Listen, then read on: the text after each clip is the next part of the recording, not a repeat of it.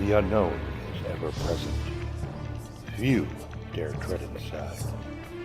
The Bronxville Paranormal Society, in cooperation with the New York State UFO Project, the New York State Sasquatch Organization, and the North American Dogman Project, New York State Chapter, take you deep inside real cases, real experiences, and their reality. And now your hosts, Brian Bowden and Al Santarino.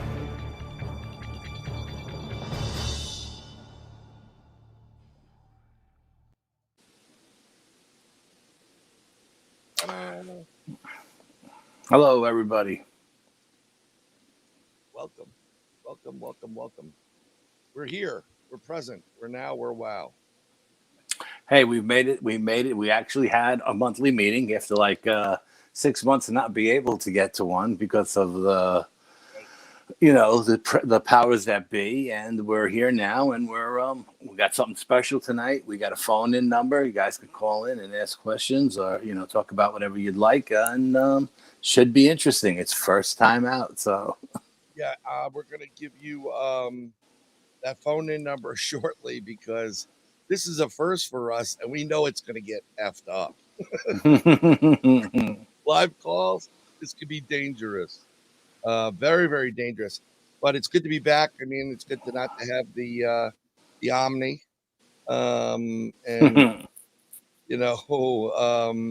Very good to not to have the Omni. Very good. We got Al Limix. Hey, Chris. How are you? Hey, Chris. I hope you and the missus are doing great. Like the fact that all these restrictions are going away. So you're having the we'll talk about that in a minute. Probably with you calling, but you are having a conference this year. And there he is. What's up? Carlito, my brother. Yup. Thank you for the intro. We do appreciate that. We're trying our best. Man of light. Welcome. Hey. There you go. Out of limit. Brian, you gotta connect with Greg, man of light. You gotta connect with him. All right. Remember the guy I was telling you about that from South Jersey? Oh yeah. Okay. Cool. Yeah, you gotta connect with him. We gotta do a 3-way conference call. It's gonna blow your mind. And I'm a big boy and adult, so I'm actually smoking tonight. Let's welcome who's this? Alex Swig. How you doing, Alex? Yeah. Hope I'm pronouncing it right. We'll get back to all the questions. I'm doing double duty. Danny's here. Danny Chu. Whoa, what's up, brother? How you doing, Danny? And I think we have another one. No, there he is. There we go. Nice. Yeah, we're gonna do the shout outs here and there, but we're gonna kind of do a couple different things. I think the first thing we wanna kind of talk about is something. Start off with Butch. Why don't you start off with Butch? Yeah, I'm going to start off with Butch. Yeah, start off with Butch. Absolutely, out of respect. I'm going to bring Butch up here, okay? Because that's the best way to go. I'm going to share part of my screen here. So Chrome tab, and there he is. This is the man, Butch Witowski, and great pose. Yeah, classic Butch, right there. That is classic Butch Witowski. Yeah, absolutely. He is beyond belief one of the best out there. Cryptids and UFO investigation, former police officer, law enforcement. He is the original tough guy for me, but he's more than just a tough guy. He is he's just a wonderful wonderful friend. I mean, I became, Al, how long ago did you meet Butch? We were roughly. Oh my God. Right? It was years ago. I mean, when we first got started, I met him through the people over at KGRA, and we had a long conversation, and he's just like a no nonsense kind of guy, straight shooter. He called bullshit if he thought you were bullshitting him. But I mean, other than that, I mean, he was a serious investigator. And of course, it comes with his police background, right? to investigate. He was very serious and stuff, but he was a great guy, just down to earth, regular guy. You know what I mean? He wasn't a prima donna or a diva or anything like that. He was just a hard nosed bulldog investigator. You know, he was a great, it started out because Butch would talk to you. He would answer your questions. And what happened was, through a lot of conversations, I became very good friends with Butch. I mean, unfortunately, I always wanted to go out and investigate with him and Sean Faulkner, and we just kept talking. We would either message each other, a couple of phone calls initially, and then I got to meet Butch thanks to Eric Altman, who had the Bigfoot camping weekend. Yep. I met Sean, I met Eric, I met all these guys that I became really friendly with, and I still am friendly with them today. But we spent, it was like meeting your dad, kind of. Seriously, it was really refreshing, and spent hours. We were just shooting, talking shop and things he's discovered. And if I had a problem or we had something, sometimes we'd go to Butch and ask him, "Did you ever see this? Did you ever experience this?" Oh, he was a great guy to pick his brain. Absolutely would pick his brain whenever I ever had a question about anything. I'd reach out to him and pick his brain on stuff. He was, I loved the guy. He was a great guy. You know what I mean? And I know he rubbed some people the wrong way, but being an ex-cop, you could do that. Yep. So, but and that's the thing with Butch. Butch will tell you straight up what the hell the deal is. He's not going to pull punches.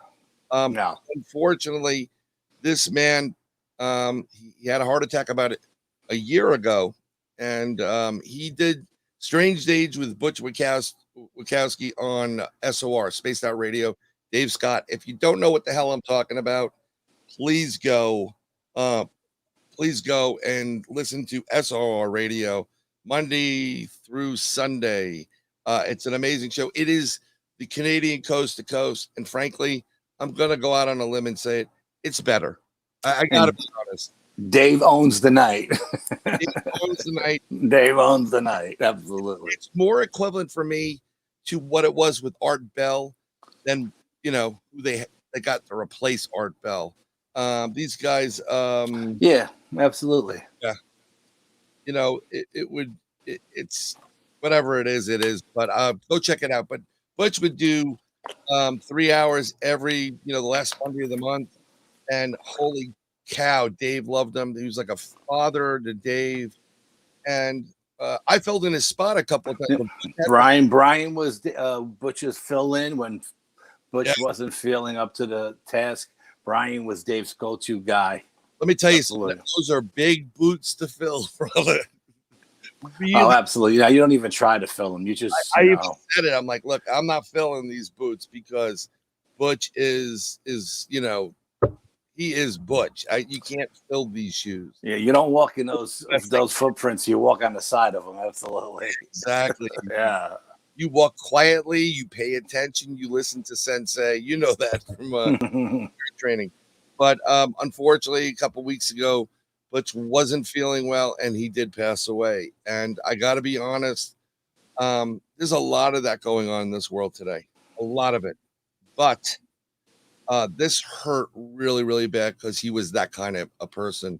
So my condolences, and I know Al sent his condolences to Butch's wife and his child. Family, absolutely, yeah, without doubt. I actually send them something, just what we do in my end of what I was born into. We usually give fruit or sweets to what do you call it, to these individuals, because it's not to like have a good time. It's to remember the sweet side, of the man or of the person. And may his memory be a blessing always for everybody. It's really heartbreaking, it really is. Unfortunately. Yeah. Yep. And we're gonna remove Butch for the time being. Something else that came up, and again, I gotta thank Dave Scott for this. Who I love too. He's like a brother from a different mother and I've been trying to get Al on that show for a couple of years now. 3 years. And I'm telling Dave, Dave about Al. Al about Dave, and then Dave's like, "What's the deal?" I said, "Well, he does a lot of work. He's got to get up early, so he has to get the right time." And then Al did it, and just like we thought. Yeah, I remember talking to Dave when I was hanging out at Revolution Radio. I had a good friend of mine there. He was a host, and he introduced me to Dave. And Dave was like, "Oh, he was like, oh, you got to get Al on." And he heard me on my friend's show there, and has been trying to get me on ever since. And then once you became good friends with Dave, it was like nonstop. And I was like, "Dude, you don't understand. You're on the West Coast. You go on at 12. I get up at 4 a.m. I'm on the East Coast. I can't get an hour of sleep and go to work. I just can't do it." But now that I'm recently retired and I did it, and it was a lot of fun. And, I never thought I would be able to go from 12 to 3 a.m. It's a Scout's honor, but it was a breeze, and I was all wound up after I was done, and I could have went like another hour. You know what I mean? Yeah, you know what?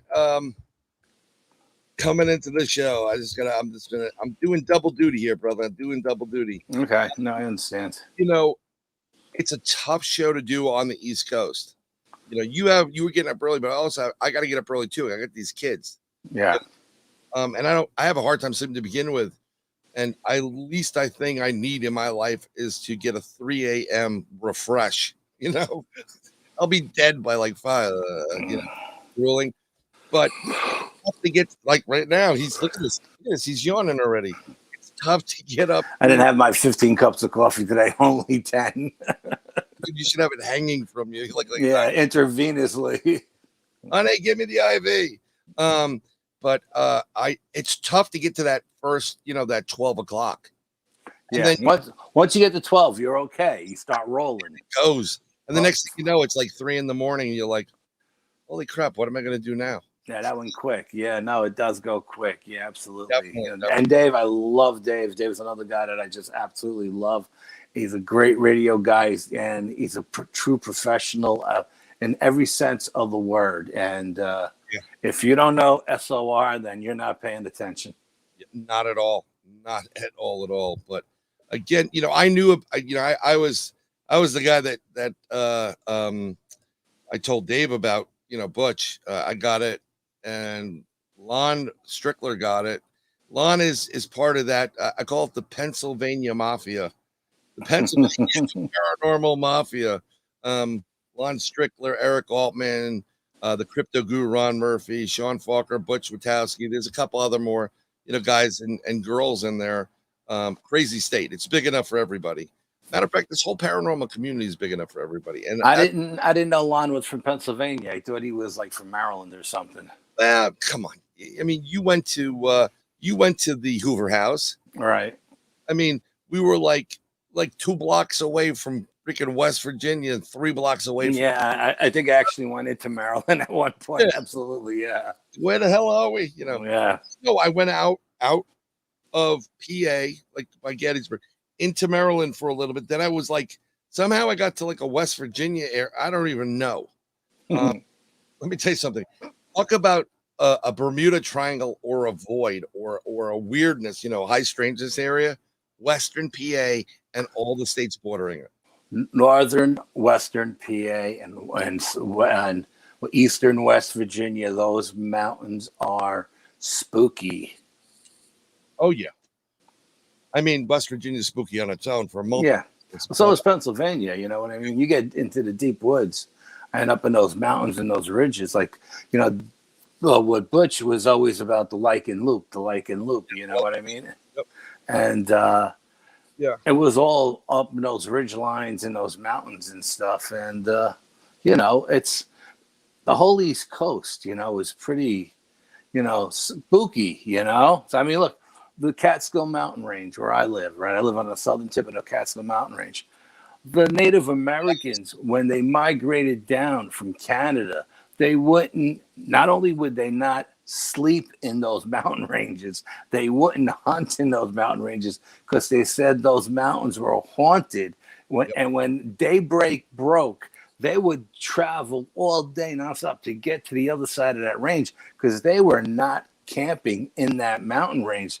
And when the Dutch settled Dutchess County, where I live, they nicknamed it the Devil's Playground because there was so much paranormal activity. So I mean, it's just these mountains are, crazy. These ranges. It's absolutely insane. It's funny when I went out to the Bigfoot camping weekend. I took 80. That's like the road is covered in blood from dead deer and stuff.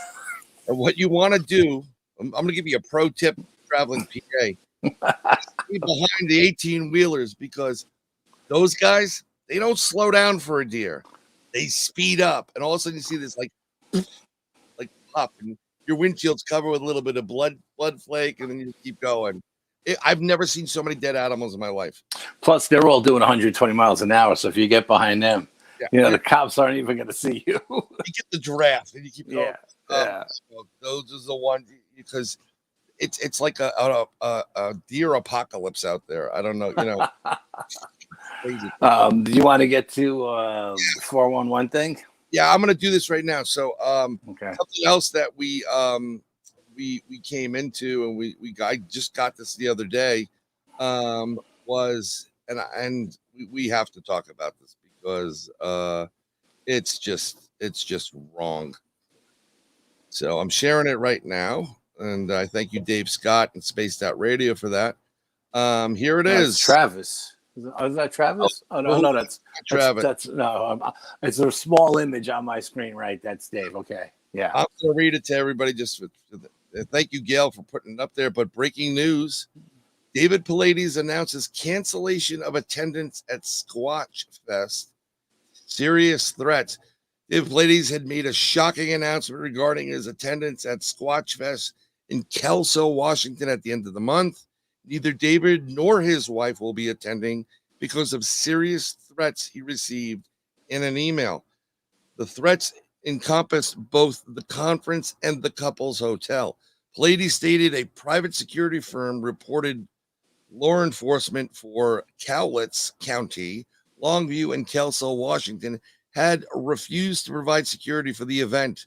Pallades said, without law enforcement present to protect his wife, attendees, and himself, he felt it necessary to cancel his attendance at the conference. This is beyond. This is FUBAR. FUBAR. You guys know what FUBAR is? Yes. Oh, I'm old, but I know what it is. Yeah. It's fucked up beyond all reality. Who the hell? I mean, I don't know David that well. I've talked to David.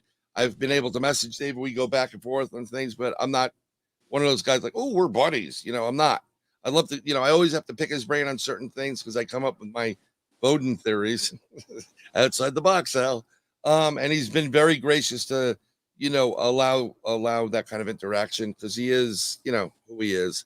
Yeah, but, another guy who's ex-law enforcement himself, you know what I mean? And shed a lot of light on a lot of things. And he may have rubbed some alphabet agency the wrong way. And they're putting the squeeze on him now. Yeah. But is it an alphabet agency, or is it just what's the current trend in freaking paranormal today? What, the demonologist thing?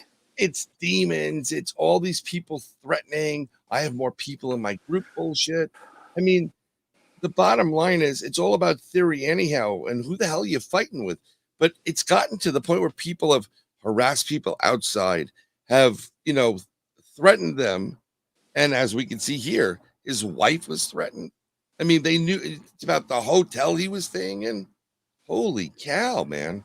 Yeah. And that's what I say. I say, this to me is got the feeling of, special ops kind of shit. You know what I mean? Like, these people tracking him. They know where he's going, where he's going to be. They have his itinerary. They know everything about him.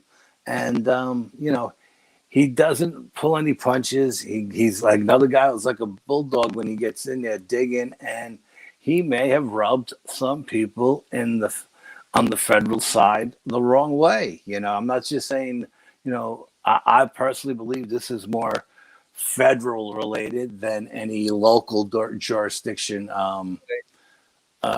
cops or anything like that. I think that, look, he's rubbed all the national forest people the wrong way, Yeah. And anybody who's got anything to do with natural resources and stuff like that, you know. So they just figured let's make him let's put him on edge and threaten him and his wife, and of course, you know, that's gonna shut him down. You know what I mean? But is it one of those things that's going to well, you know, like would the Parks Association or whoever these individuals are really do that to scare the crap out of them? Absolutely. You really think that they would do that to scare the crap out of them? I think they would do it without hesitation. I think he rubbed somebody the wrong way and said, you know what? I'm tired of this guy busting my chops. It's time to put the fear of God in him. And, you know, they did. That's crazy stuff, though. I mean, look, that's just my theory. Yes, because I know how many people he's rubbed the wrong way over the years, you know, and it's not just rubbing people the wrong way, asking too many questions or asking the wrong questions and pressuring people and going to the media, but constantly writing books about it and being on tour about it and being on TV about it. These people are trying to keep all this crap under the table, and you're screaming out at the top of Mount Everest. You know, at some point, it's gonna come back to bite you in the ass. You know. Yeah, I mean, I guess so, but I mean, that's some serious, you know. I don't want to. Yeah, absolutely. I don't think it's just some crazy person, you know, who doesn't agree with his beliefs, and it's just threaten him and scare him. You know what I mean? I think it goes much deeper than that. At least with him. You know what I mean? Yeah, but that, you know what? I'm just blown away by this right now. I'm really blown away by this. You know, you could only push people so far before they start pushing back, and they start pushing back harder and stronger. You know, and you can't fight the Fed. You know, you just can't. Nope. I guess so. You know, how many people have been all of a sudden arrested for, you know, child pornography, or, you know, they're labeled on a national what do you call that, a domestic terrorist, because the federal government is tired of dealing with them. You know what I mean? Yep. They slap those labels on you, and you're a done man. You're done. Well, I mean, you know, I don't think, you know, look, we do our investigation. We're going to segue into that right now, because it's the smart thing to do, and get off some of this so we don't get tagged for it. Absolutely. You know, that would be bad. Very, very bad. I would never do that to anybody. No. Yeah, I don't. You know, I just definitely wouldn't want that to happen at this point. But it's still very interesting. You know. Yeah, and you know what? Don't be surprised if this is not the first of many cancellations during the circuit season. You know. Yeah. Well, I mean, he is a pretty big profile guy, and he's investigating. Big profile guy. Especially people with, you know, hunters and with guns, and, you know, I don't know. The 411 missing hunters here up in the Adirondacks. That was an amazing show. Yeah. It makes you think twice sometimes going into the freaking woods, you know. I would think so. It's mind-boggling. You know, these guys go in with high-powered rifles, and they disappear, and the rifle is leaning against a tree, and it's just off the face of the earth. Boom, they're gone. See you later. Goodbye. Yeah. Yep. I mean, that's basically how it works. I'm getting to my download folder where I got my Al and Brian photos. So I'll tell you what, while I'm doing that, I'm going to put you in center stage, brother. Uh-oh. Yeah, I'm going to put you center stage. There you go. Here it is. Let's move you in. And you can go explain to him what the heck happened, why we have this, where we're going. Okay, so I invited Brian out for a day of shooting, and I went online, and I looked to make sure the range was open, and according to the website, they were open for business. So I packed up the guns and the ammo, and I called Brian. I said, meet me at the range. He said, I'm there. We go to the range, and of course the range is closed. The girl at the window is like, oh, you don't go by the website, it's outdated. I'm like, yeah, gee, thanks, you know.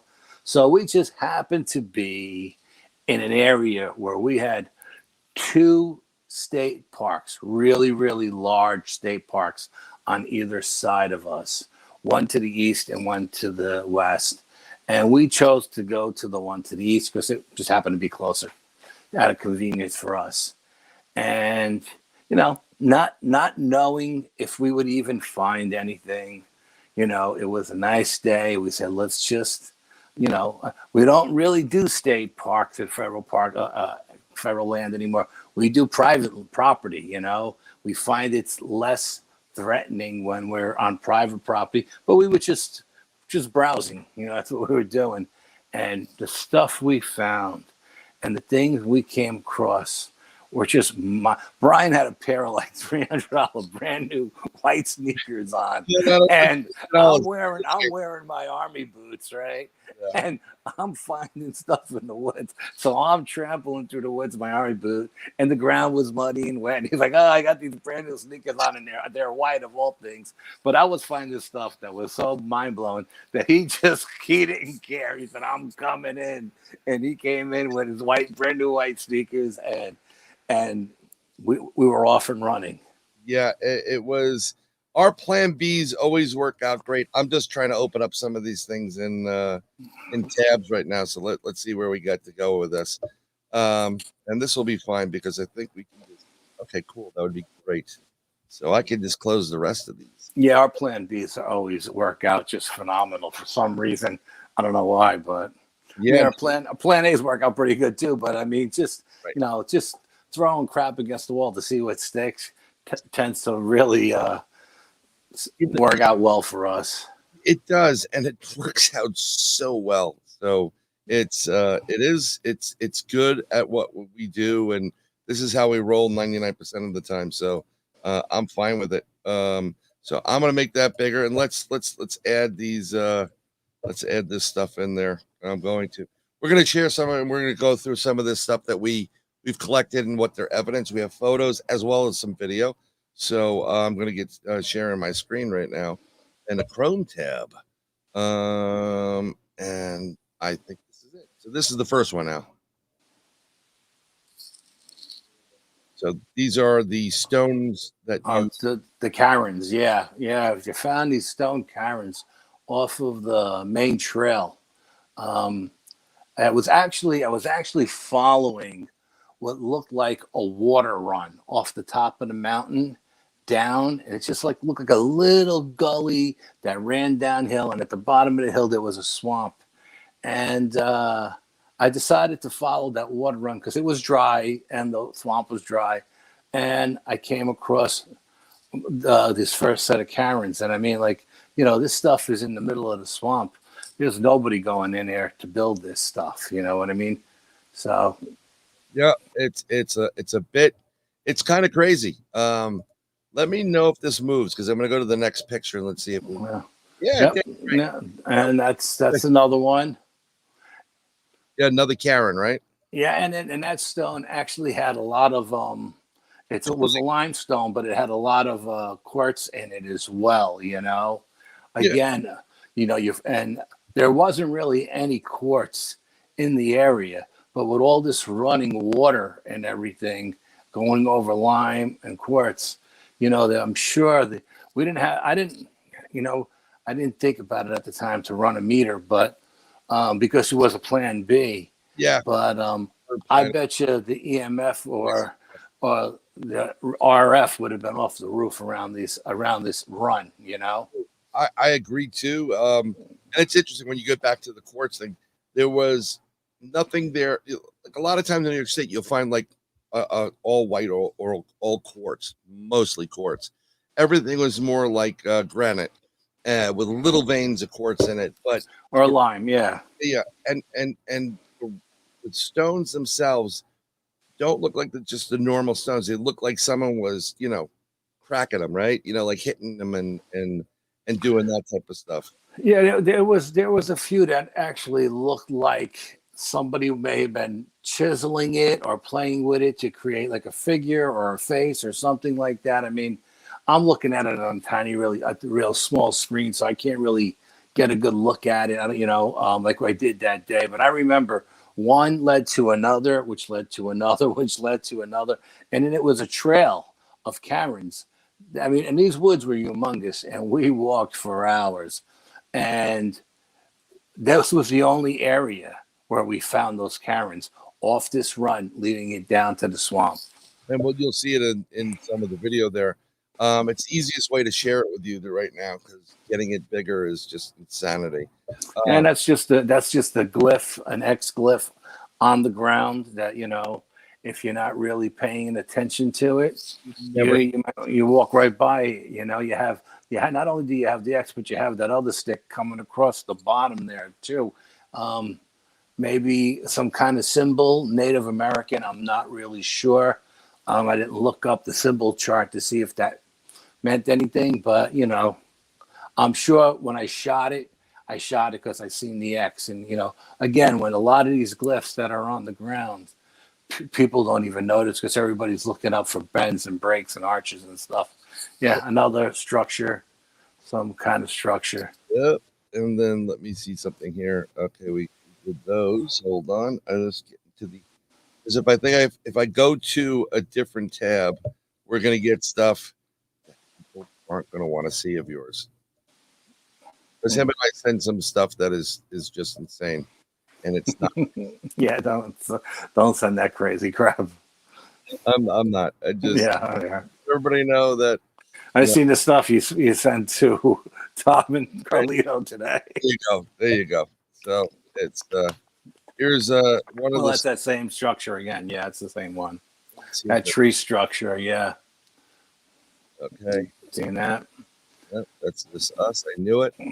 Hold on. Please bear with me here. Open new tab. Open new tab. Open new tab. And we're gonna unshare that screen right there, and we're gonna share. I should have put in slides. I forgot about the slide option. Yeah. Here's one. Look at these brakes. Look at the brakes. Brake all the way on the right. Brake. Yep. And then you get another brake right behind it, go in the opposite direction. Then you go down further. There was another brake. Yeah. Okay, you can't beat that. You can't beat that with a stick. Well, and that was towards the top of the mountain. As we were going up, where we found the footprints. Yes, we'll come across those too. Yeah, in the few. We're gonna come across those. Here's another one. Look at this. Yeah, that was interesting. It was like pointing in the direction. Again, that stick was pointing down below. If you look down below, you see that yellow grass. That's actually the swamp that was dried up. Yep. Yeah. And perfectly situated between three trees. That's a three bark tree. You know what I mean? And it fell in there perfectly. Yeah. And then you got the bigger stone right there. Let me get to some of the other ones here. Here it is. Open the one. And I'm going to share that. I'm going to get rid of that. Sorry, folks. It's been a little bit of a while since I was commanding the ship for a bit. I had to be an adult for a couple of moments. On the arch, yeah. That is a huge arch. And it's pinned down by that broken stick on the right. It looks like a V pointing up. And that's what's holding it down. So, that didn't fall like that naturally. No, it did not fall like that naturally. And these were almost they were almost everywhere. But if I wish we could give you the depth of field on how big this area is. You know what? I should have pulled it up today. I should research the acreage. I didn't look it up. I'm sorry. No. It's not a problem. It's just depth of field would be better. To be able to see what the heck you were doing before. That would be great. But then you can get an idea of what this concept was. You know what we should have done? We didn't think of at the time is we should have Google Earthed it and pinned it. You know what I mean?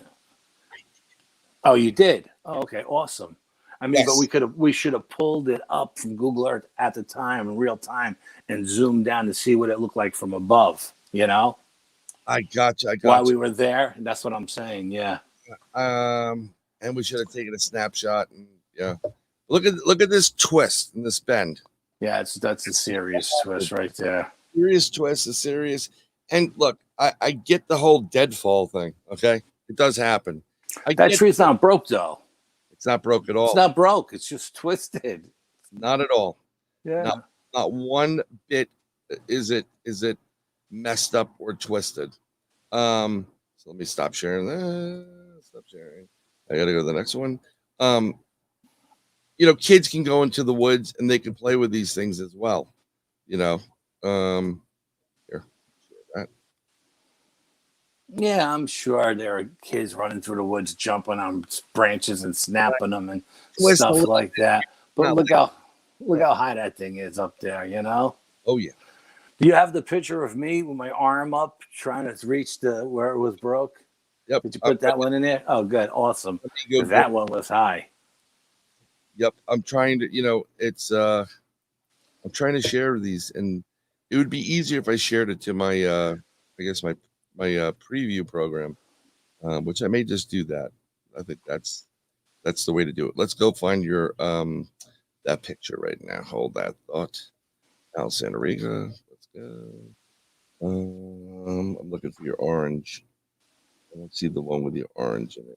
But I have it in another You one. were the one who took the photograph because I was up against the tree. Yep. So it would have been in your set of photos, not mine. I already know which one for which. I want to get back to it. So that's the foot. I got my movies. Heck photo. I know I have it here someplace. Please bear with me. Al, sing them a song, would you? Yeah, you don't want to hear me sing, believe me. Yeah, maybe you do. I don't know. Maybe you can have. No, you don't.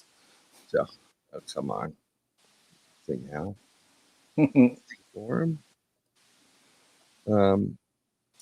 That's one of them. That's the high screen. Sorry about that. I'm gonna stop sharing that, but I'm gonna add this one right here. Share screen. I gotta work on the tabs. Window. There it is. Boom. Look how tall that is. Yeah, that's up there, man. Al's like what? What are you, 6 I'm 6 foot, 6 foot, and you know my arm has 3 got to feet? be at least 2. I would say 2 feet from the shoulder up. You know what I mean? So that's maybe 7.5 feet. That where my top of my fingers are, and this thing is like another foot above my hand. Yep. So it's up there. You know. It's insane what was going on. Insane. It's I was thoroughly blown away by what took place in that, you know, what took place on this plan B, you know. Oh yeah, the stuff we found. I mean, the footprints alone were impressive. You know what I mean? And Oh you yeah. know, I thought I took a picture of all 3 of them, but I guess I didn't take a picture of the really big one, or if I did, it didn't come out because I had the 15-inch one and the 12-inch one. Remember that big one I found where the fire break was, where we stepped into where the fresh dirt was from the fire break? Yep. That one had to be 17, 18 inches, and for some reason, it didn't come out. It didn't show up. I didn't get it. Yeah. So let's go. Where are we here? Okay. So I just want to make sure we get the right photos in at the right time because. Okay. So we're back at this spot right here. There's an X right there between the trees. Now, if you saw this, you would never pay attention to it. You won't pay attention to things like that. And if I'm seeing this correctly, the tree that's leaning towards the right is pinned on that other tree right in front, like the forks of that tree, and then that branch is put over that and the other one behind it. So, you know, it was definitely manipulated. Yeah, it's insane what was taking place there. I'm going to share that one. That is the breaks within breaks, and then if you look in the background, there's another X there. Let me just go down. Let's make it easier to do this. Hold on. Sorry. Yeah, those are the stars. Yeah. Yeah, stars. Sorry about that. Yeah. These are stars. Now, the stars are. Because that's what I call them. They look like some kind of stars. I'm gonna go and circle around the stars that show up right there. That is a star, for all intents and purposes. They make these all the time. I think this is a zoomed in photo. There you go. Right. And now it looks like a pile of wood, right? Just like a pile of wood, like someone leaned up some wood or whoever was working the place, cleaned up a little bit. But it's not. It's purposely done that way. Yeah, I found a bunch of those. I took a bunch of those pictures that day because you got to understand, this is not where the maintenance people at the park are working. This is off the main trail. You know what I mean? Like exit stage right, and into the actual woods themselves. So, why would the maintenance people do that themselves? They wouldn't. Yeah. Now, and here's other ones, right? So you have this little one there, and it's funny because where Al is standing right now in this image, right here, and in this image right here, getting this whole open area there. The one vibe we got out of this whole thing was that this could very well have been an area where maybe younger, sometimes people call them nurseries. Yeah. The kids can learn what they're supposed to learn and hang out, and they can see down the road, both directions. And when you get to the other side of that roadway there, which is just pebbles, that's where it dips off. Al mentioned it at one point. It dips off, and then it opens up. And I think I'll show you in a video from there. Yeah, and when the foliage is all in here too, you wouldn't be able to see this area from that road. And the only people who drive on that road are the Parks Department. It's not like a main thoroughfare where people are driving in and out of. It's not that kind of road. No, not at all. The only people that are going to be there are authorized personnel only. Like us. Yeah. So, like us. It's really funny. We were both wearing like these bright colors, and we were talking and looking around, and no one paid us any attention. They thought we were surveying or doing something. So, I think it worked out great. Yeah, well, that particular range that we were going to that day is outside, so we dressed accordingly. Yeah. And let's see what we got here. Bigfoot is ancient Neanderthal caveman. The time is forgotten. Ontario, Canada. Nice. I didn't know that. Nice. Bigfoot is a Canadian. I think Dave Scott's going to be happy about that. Bigfoot is a Canadian. I think we have Canadians and other type of Squatch that are there. But we get to this one point. Al was up ahead of me. And we get to this one point and we find this opening, which you see at the bottom of your screen, right? Well, lo and behold, what do we see? There it is. That's folks. It was strange because that area, I seen the break, and that's what drew me in there. Because there was two breaks, one up high pointing down and one up low pointing down, and it drew me in there. And then this one patch of dirt, all the leaf litter was cleaned away. Like somebody was looking for something. It made no sense. The whole woods is filled with leaf litter.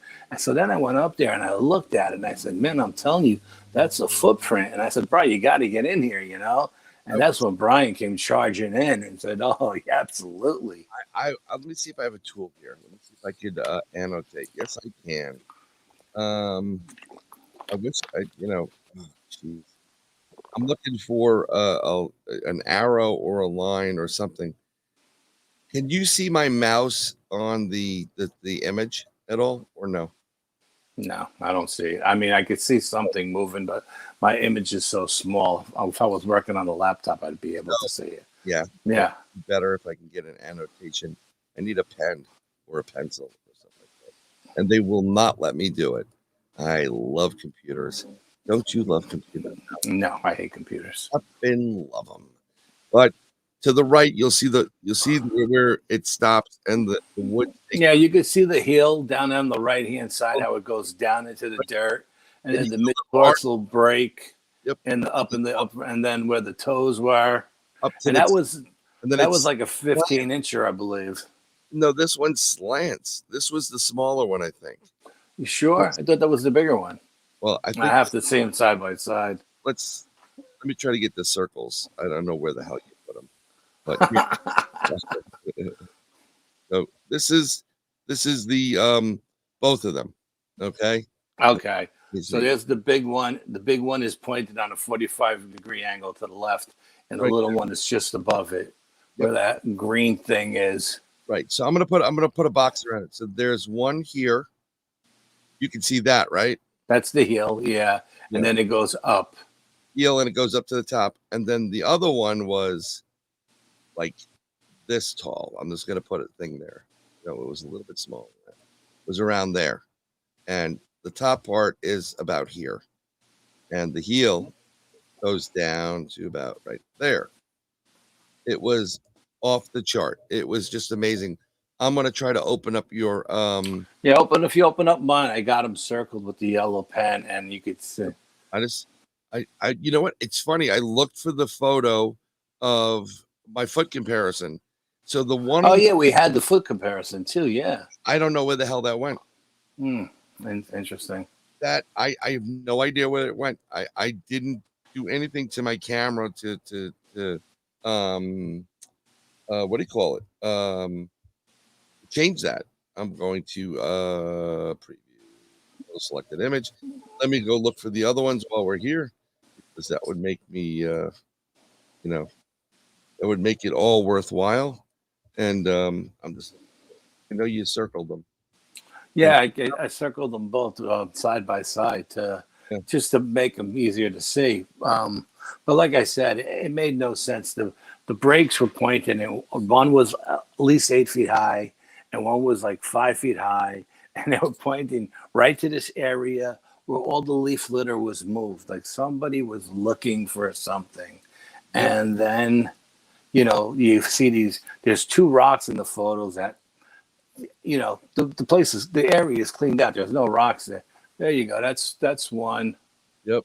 And then the other one you sent me is this one right here. That's the little one. Yeah, you're right. That was the little one, and then that was the big one. Yeah. Let me apologize, and I'll tell you why. This is upside down.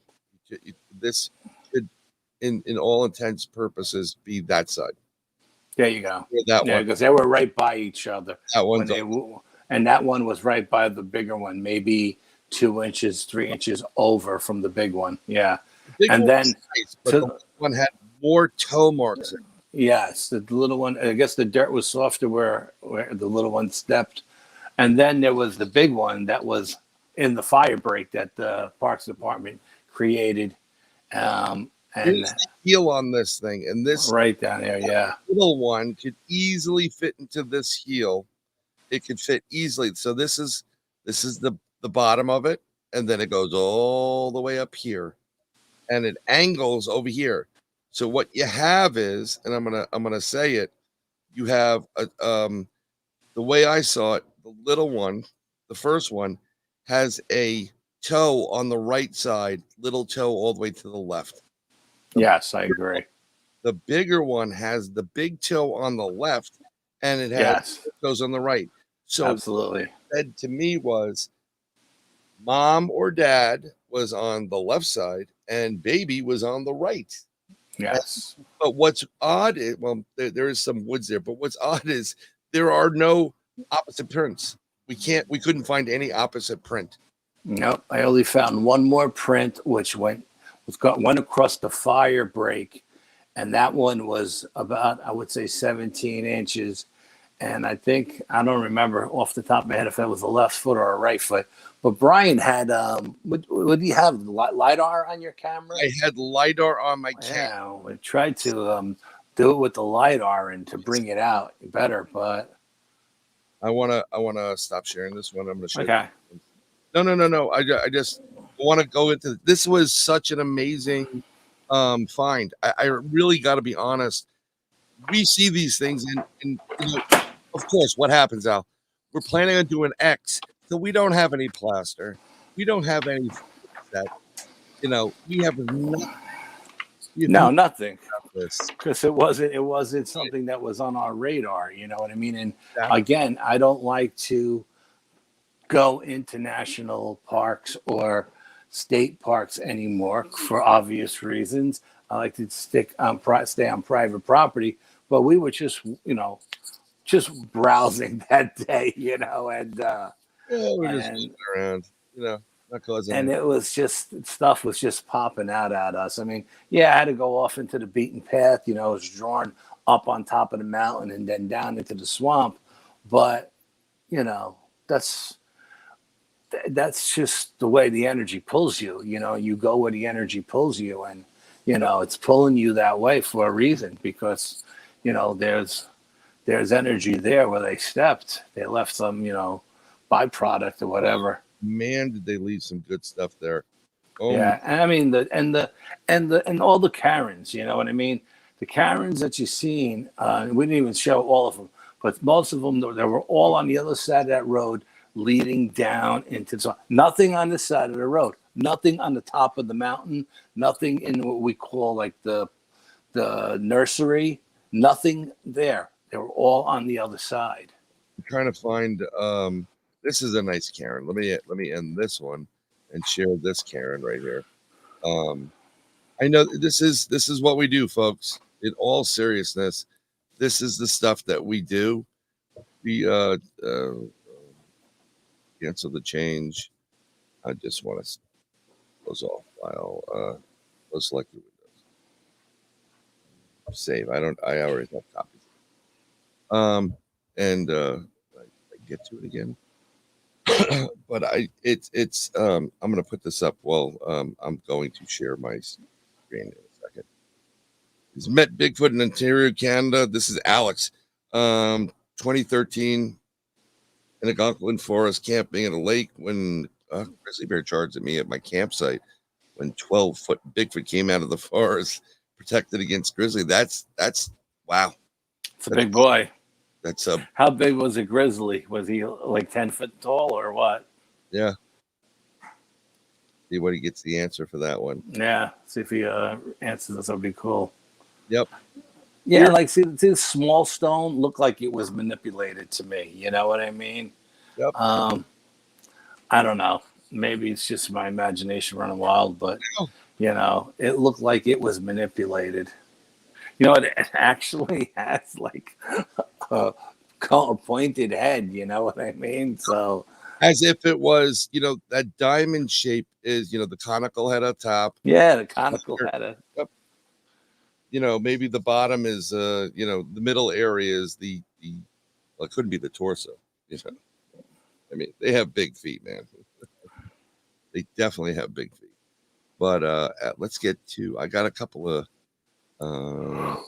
Close up, and let's open up some here. What we're gonna do? We're gonna. I took some movies, so, and it happens to be in order, so I'll just share this. I'm gonna open it with my QuickTime and hopefully get to share it with everybody. So here, I'm gonna share. This is Brian's daughter's first recital, and she was about 3 years old here. You guys are really gonna enjoy this. Exactly. You're gonna enjoy this, folks. It's exactly what's good. So there we are, and I'm gonna hit play. You hear it? Well, there you go. I can hear it.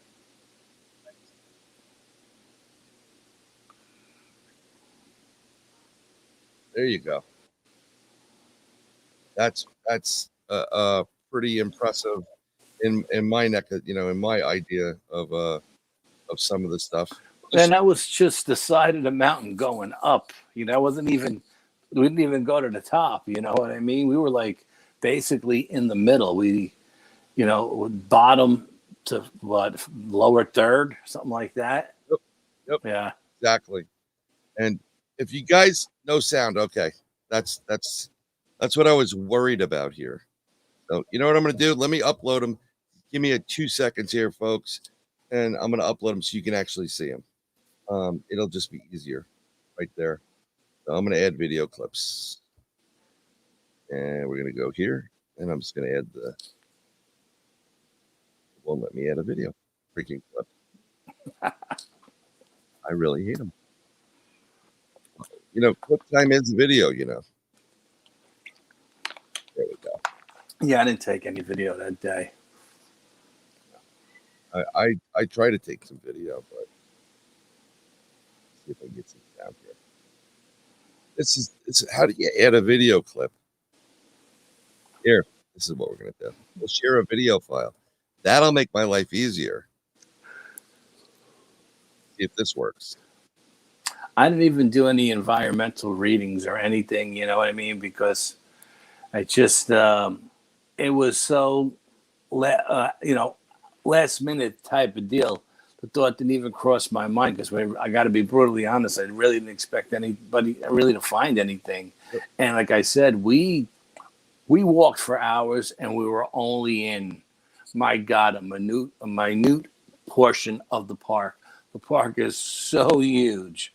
I mean, it's ridiculous. And I can't imagine what was down by the lake, by the water.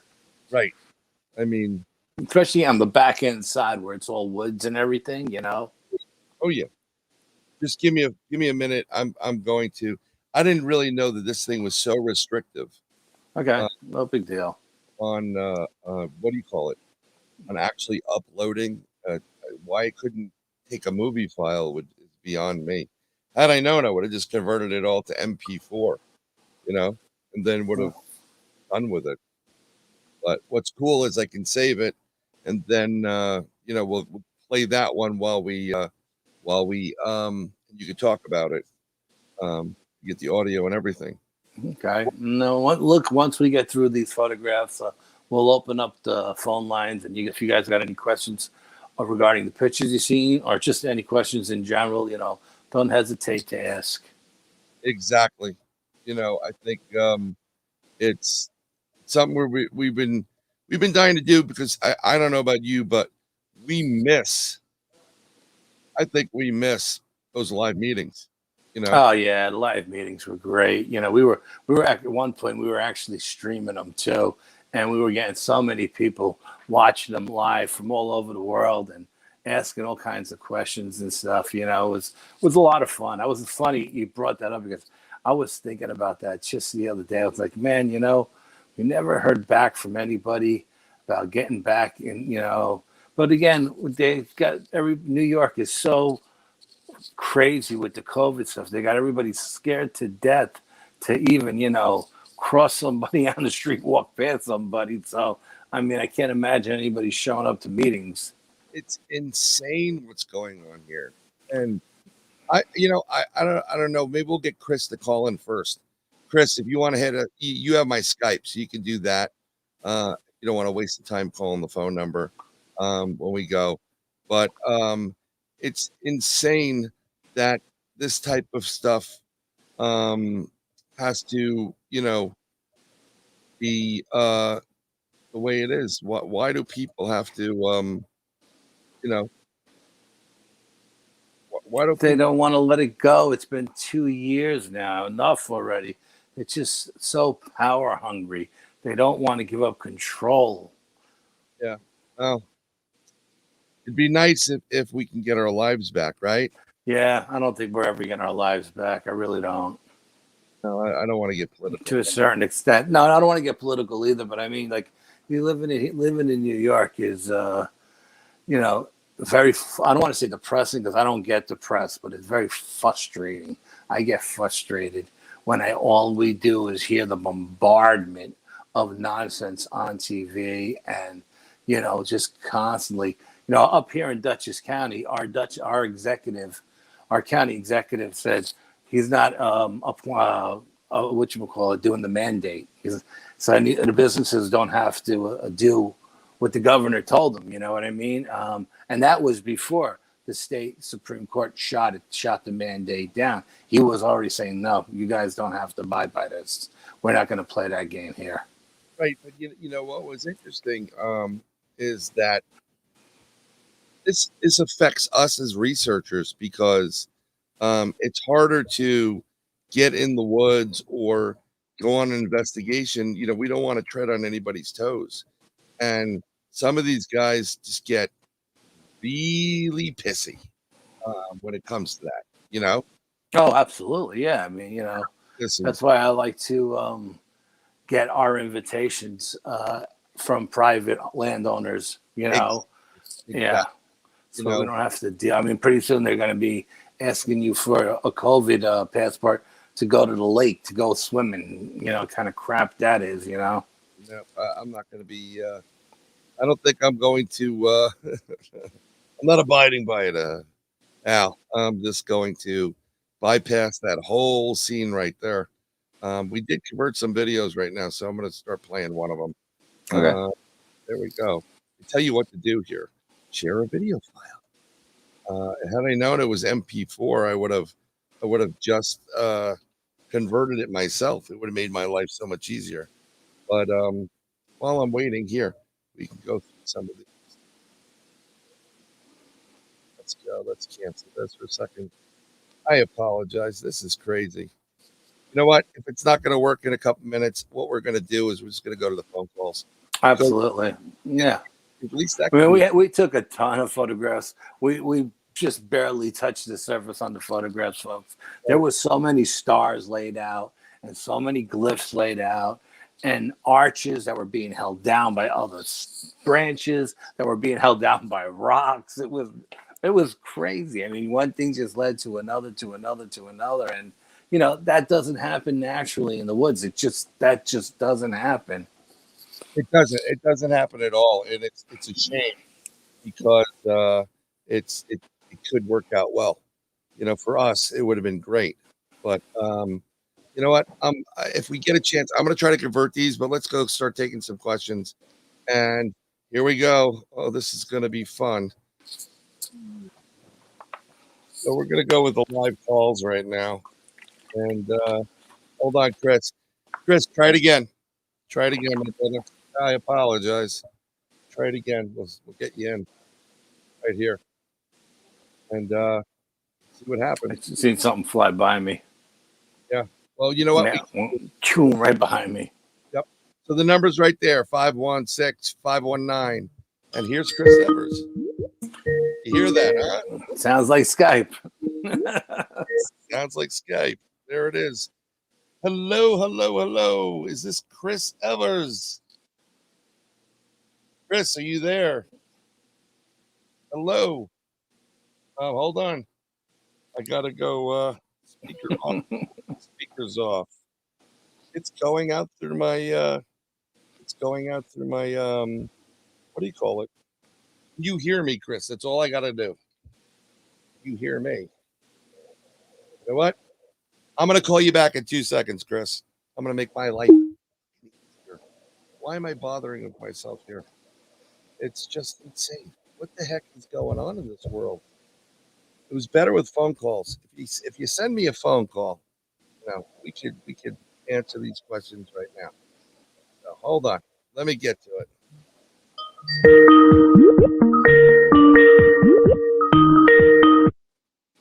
Chris, can you hear me? AYPE.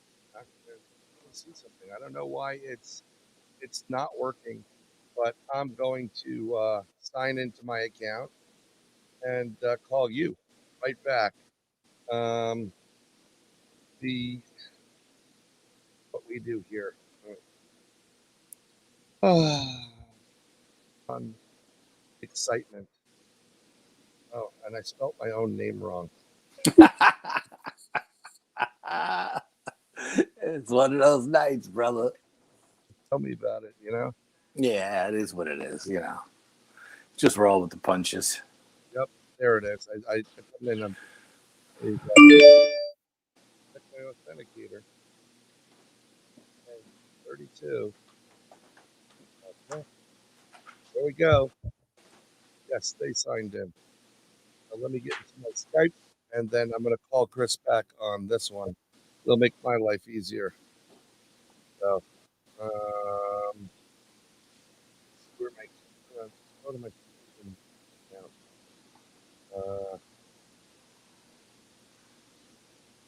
I'm verified. I don't know what the heck is going on here. Skype online. What the heck is that? There we go. All right, we're having a problem. Chris, can you can't call numbers like normal numbers, right? See what I'm logged in, and I'm going to enable notifications. I'm going to sign out of this. I apologize, folks. Let me see something. I got to open my Skype up and see what I'm logged in as.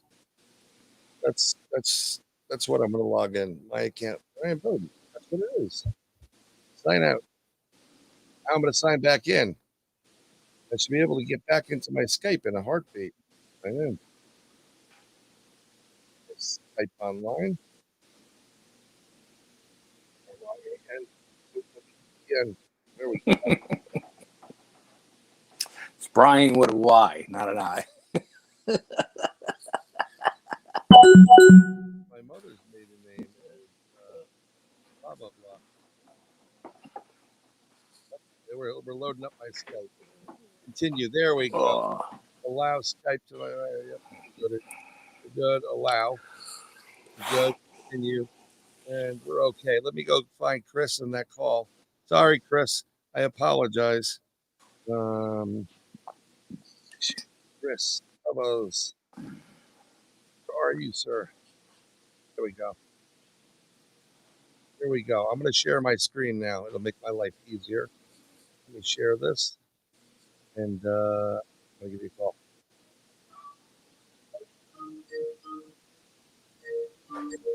Okay, hold on. Chris, I'm going to share my stuff in 2 seconds here. Hold that phone for a second. Hold it, sir. Windows, movies, where is it? StreamYard, home tab, and there we go. Can you hear me, Chris? Yeah, I can hear you, Brian. Can you hear me? Yes, I can hear you, but I got to figure out how to get my audio into the into the actual feed. So that's my problem. Can everybody hear him? I could hear him. I could hear you and Chris clear as day. Oh, okay, because it's not coming up. Chris, say something one more time. Chris, are you there? Well, I did hear him. Yeah, I'm here, but the problem is I'm also getting the feedback from your show. Hold on. There we go. So I'm going to have to turn your show off. No, there you go. Can you hear us? Everybody can hear him now? Yeah, I'm here. Can you hear me? Yes. Yes, we can hear you now. Sorry about that. What were you saying, sir?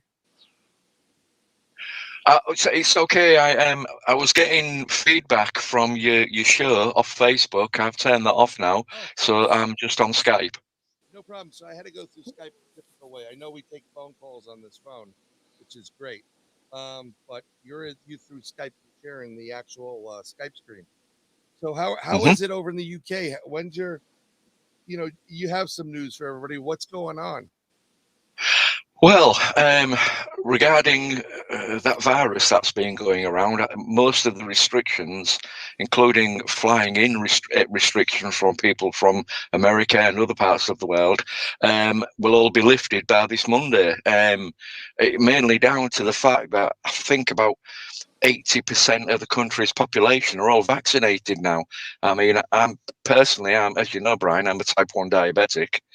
Which I've had 45 years, and I'm double jabbed, and I've had my booster. So we've had Omicron, but that seems to be on the decline now. So it's all looking good for the conference in May. I'm so happy that it is.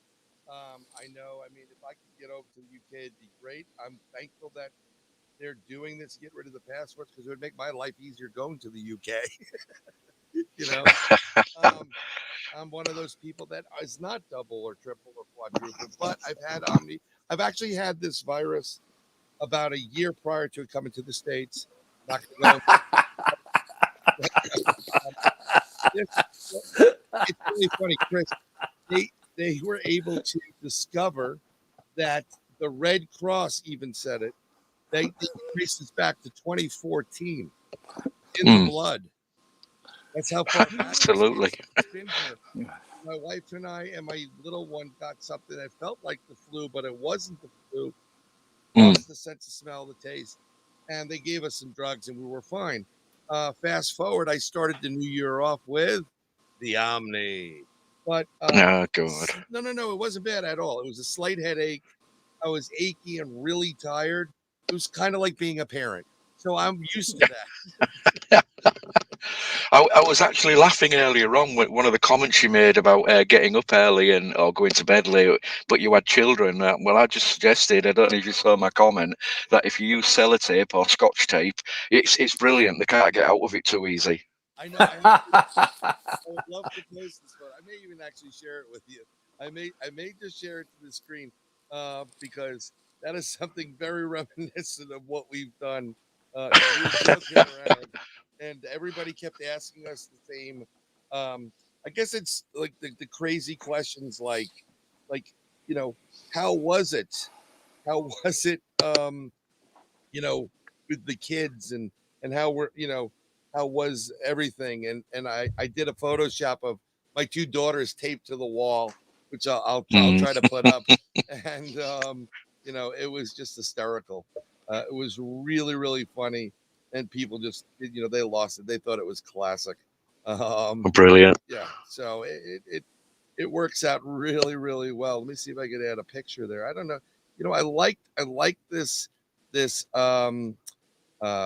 I like StreamYard a lot. It makes things a lot easier for us to get things done. But it's just a little crazy. Here's my overlay. Can you see it, Chris?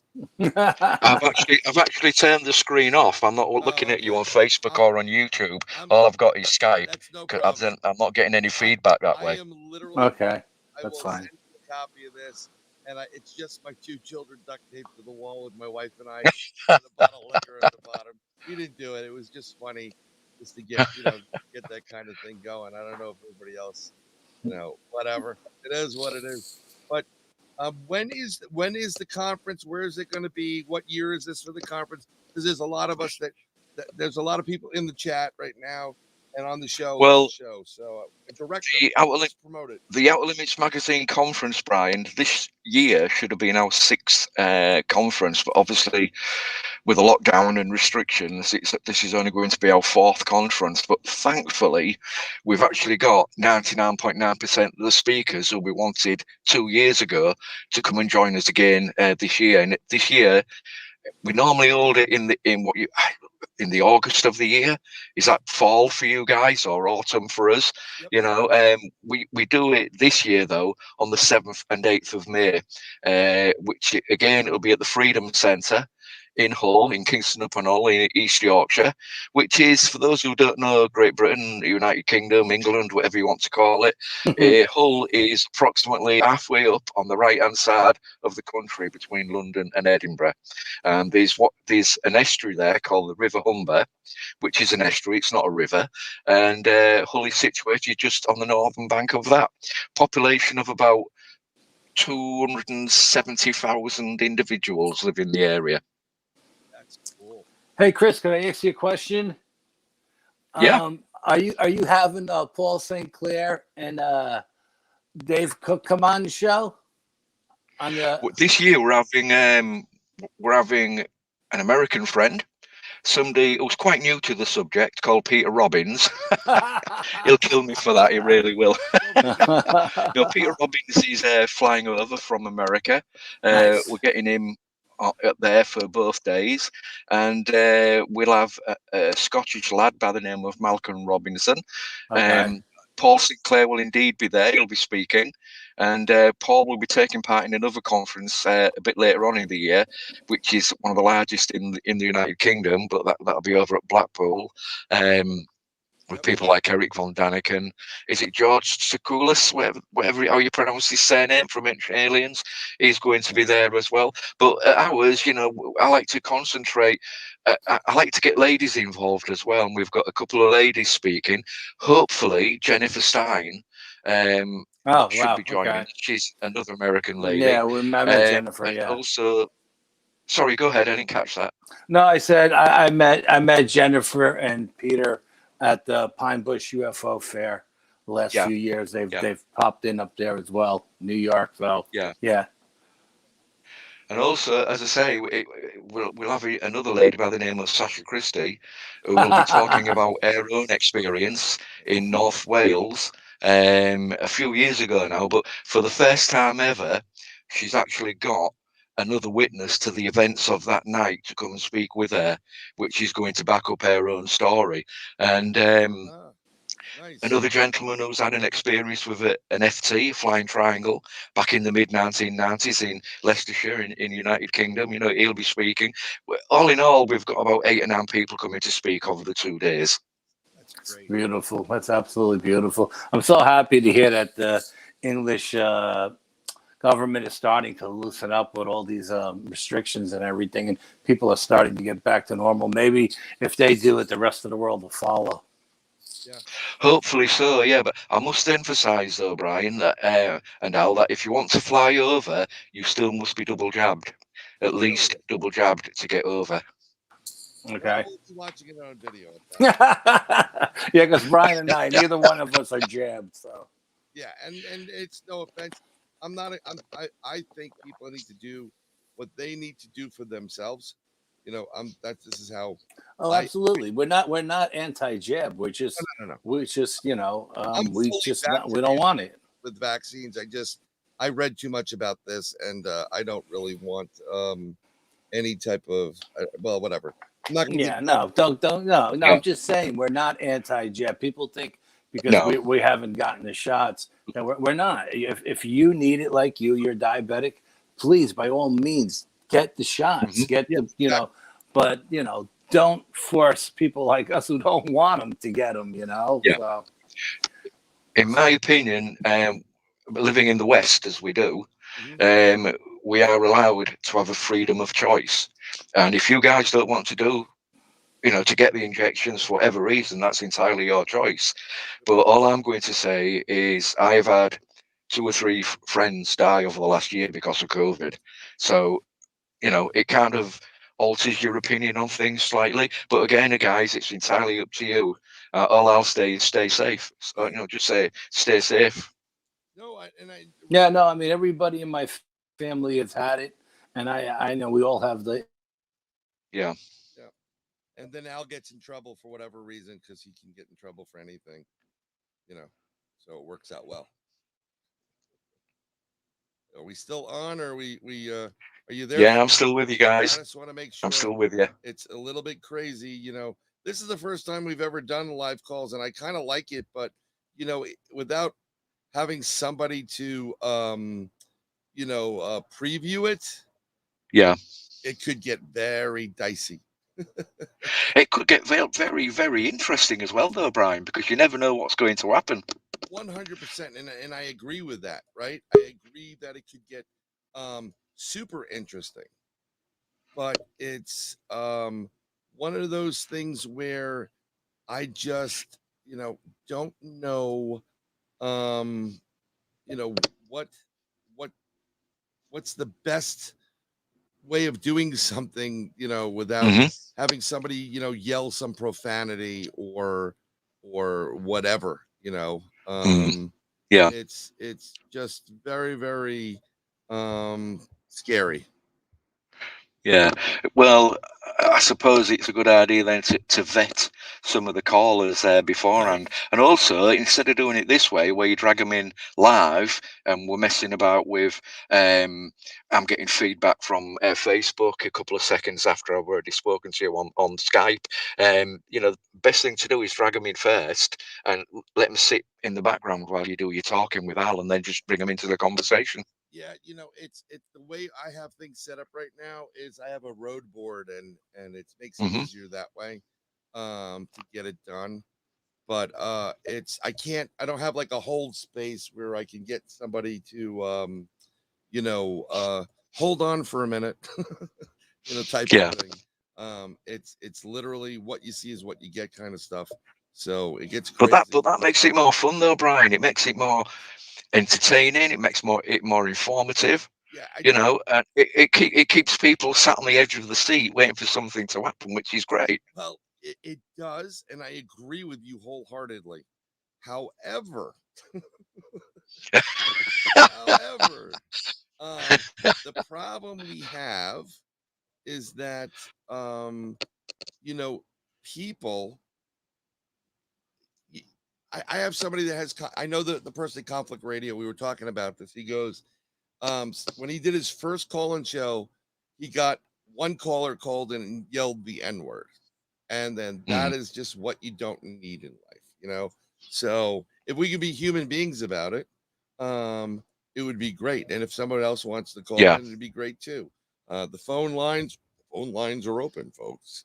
If you want to give us a call, and we appreciate you being there. Al removed himself from the stream. I put him back in. But Chris, I don't want to keep you up later. I know how late it is there. God bless you.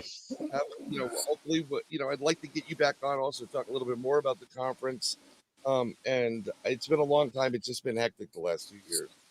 You understand? Yes, it has. I'd love to come back on and speak, Brian. And Yes, please. now I'm no longer doing shows for Paranormal UK Radio Network. I'll have to get you on my new show, which is Paranormal Panorama. So we'll get you on that as well. We'll see. Al, what about that? You can't forget it. What's that? What's that? Well, he's no longer for UK Paranormal, whatever it is. Oh, okay. Yeah, I got you. Yeah. He should not be. He who cannot be named or whatever we used to call him. Yeah. He was like Voldemort. One of the Harry Potter. I was on vacation. Here's this. I'm on vacation. I haven't taken vacation in a long time, but we're in Florida. Would you rather I eat? Should I eat? What happened is, he gives me a call. He goes, I messed up. I'm like, what happened?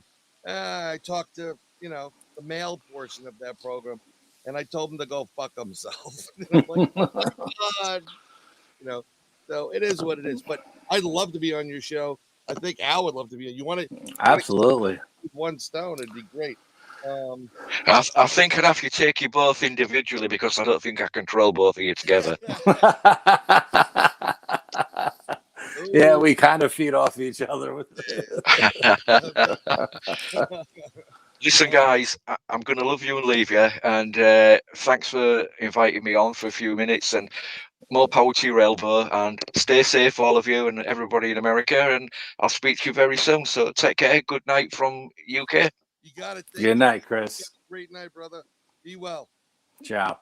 And I'm gonna have to shut that one down, and I don't know where my Skype is.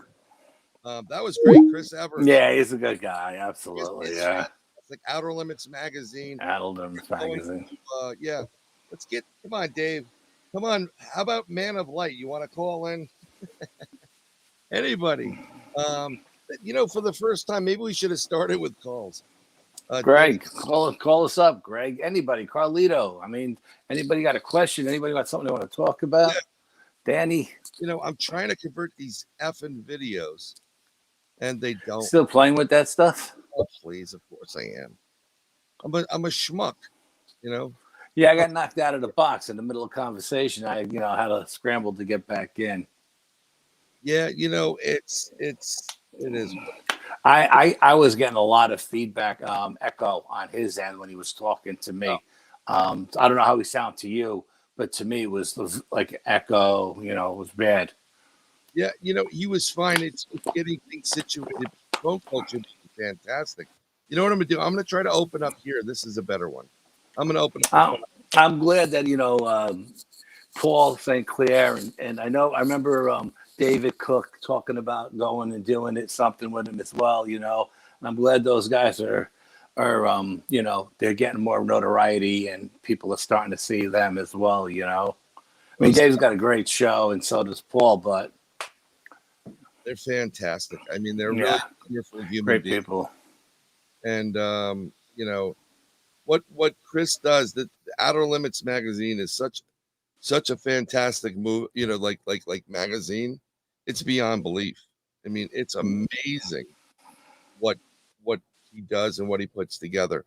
I think I'm going to try this one. Let's see if the VLC player will work. Here on location, and I think I hear us. I don't see us. hold on, I got to switch. I got to see how I can get. Here we go. Nobody's got any questions. Nobody wants to call in and talk to us. Nobody loves us. I mean, come on, guys. Somebody call in. Give us a shout out. Yeah, you know, I could call in. Oh, it's Brian. I'd like to, you know. Yeah, it's not going to work. The audio's coming out of my laptop. I got to figure this out better, and then see if we could, you know, do something more with it. And you know, we'll go back to some of these videos because it's a shame. I mean, we have an opportunity here, and this freaking thing doesn't want to let us do it. So, Hey, Bri, I can't see the chat. Is Zach in the chat room at all tonight? Zach. Let's see. Nikki, Zach? No, you know, I think he was. No, he wasn't here. I know Nick. I know Zach always calls in. We got Russians in the room. Russians, VOM red. Yep. Give out your number for calls. I did. Hey, who is that before? Was that okay. Here's the number, buddy. 516-519-3649. That's our hotline number, by the way. So, you know, that works. Let's see if this works. I'm going to select this and see if I can drag it into here. If it'll let me play it. No, it won't. And this is the problem. I apologize, folks. I'm trying everything I can. Let me see if this works. I'm going to tell you right there. Here. There's an X right there. I'm going to try to zoom in on it. Sorry about that. All right, and zoom out. In line with that. Break. Look at that. Yep. Now, normally in this situation, no one would notice it. They'd say, "Oh, it's deadfall." There's another break right there too, and they're both full in the same direction. There's two more breaks behind you, off of this tree right here, right in front of us, Right, and to our left, behind that tree. Yep, See right the break there, behind that right tree? there. And they're both pointing this way. Yep. To the All of west. them are pointing West, this direction,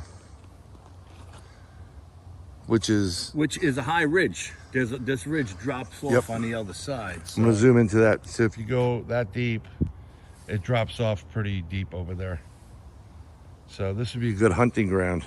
What's great about this too is where this road is, be it a fire road, you can see them coming from both directions. So you have a great advantage point. Yep, Woo Video. I think that's Mr. Scott, but I'm not sure. Woo! How dare you use that word around me, Woo Video, baby. Mr. Scott? Yeah, I think that's Dave. You know, kind of hard. You know, this stuff is just insane. But I think I got all of them down. It looks like an arrow going up. It's like an arrow. And if you go up or straight down the path, I'm just gonna zoom in on it. Look in the background. Look at that arch right back there. Look at that. That's a big ass bend. Look at the arch. Yeah, it's big. And we have That was the spear in the ground. Remember, we found that spear Right. just like jammed into the ground. yeah, and you know, that was one thing Al was saying. Like, we I found a spear. I found a spear. He went to one, pulled it right out. Spear. And it was down like 6 inches, solid 6 inches. Yeah. That's a nice big quartz stone. In the middle of fucking nowhere. Little swamp, and look, Big- everything else is whatchamacallit. Is what's the natural granite? Granite, yes. Look at that. In the middle of the nowhere. It was amazing. You know, that's what I'm saying when you were mentioning it before about the quartz. It was that cool that let's see if this This is the same video or different video? No, it's different. So that's Al. That's plan B. And just as the arch before, we found another one. Yeah. Look at the brakes. Look at all the bend. The pressure on that tree to stay down like that is insane. Right. But again, to somebody walking through the woods, not knowing what to look for, it would just seem natural. Oh, it's probably a vine or whatever. And then you go out there and it's a significant sized tree.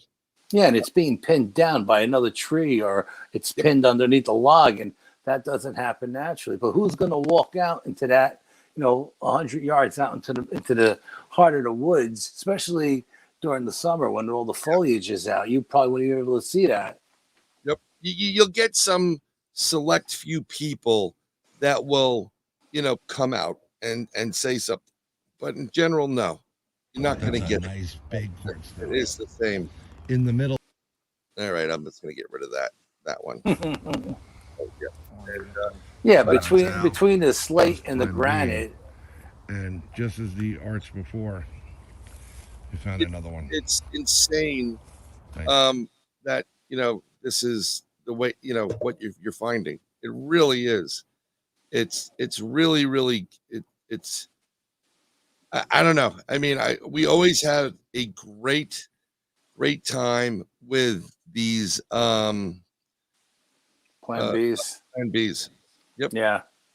Then it's just kind of fall in our lap, and we, make the best out of it. And it really does turn into be, I enjoy being boots on the ground, out investigating, no matter what it is. Oh yeah. So when I'm trampling through the woods like this, we had our orange coats on. Everybody thought we worked in the field, in the forestry department. So anybody that's seen us just kind of left us alone and let us do our own thing, So. Our lovely dear Heidi is there. Hello. Oh my God, my love, how have you been? Call us up. Are you still on Skype? Because I'll call you right now. Oh, you called the number? Hold on. Let me see what's going on here. It should work, Alex. Call 516-519-3648. We tried it before we started. It worked fine. Yeah. Try again, Alex. Try again. I know what's happening here. Okay. Videos, maybe knocking them out of the box. No, it may be that I put things on Do Not Disturb. Oh, yeah. Well, that could do it. Try it one more time, buddy. We'll take that phone call coming in. We're only taking phone calls from people from Canada and England tonight.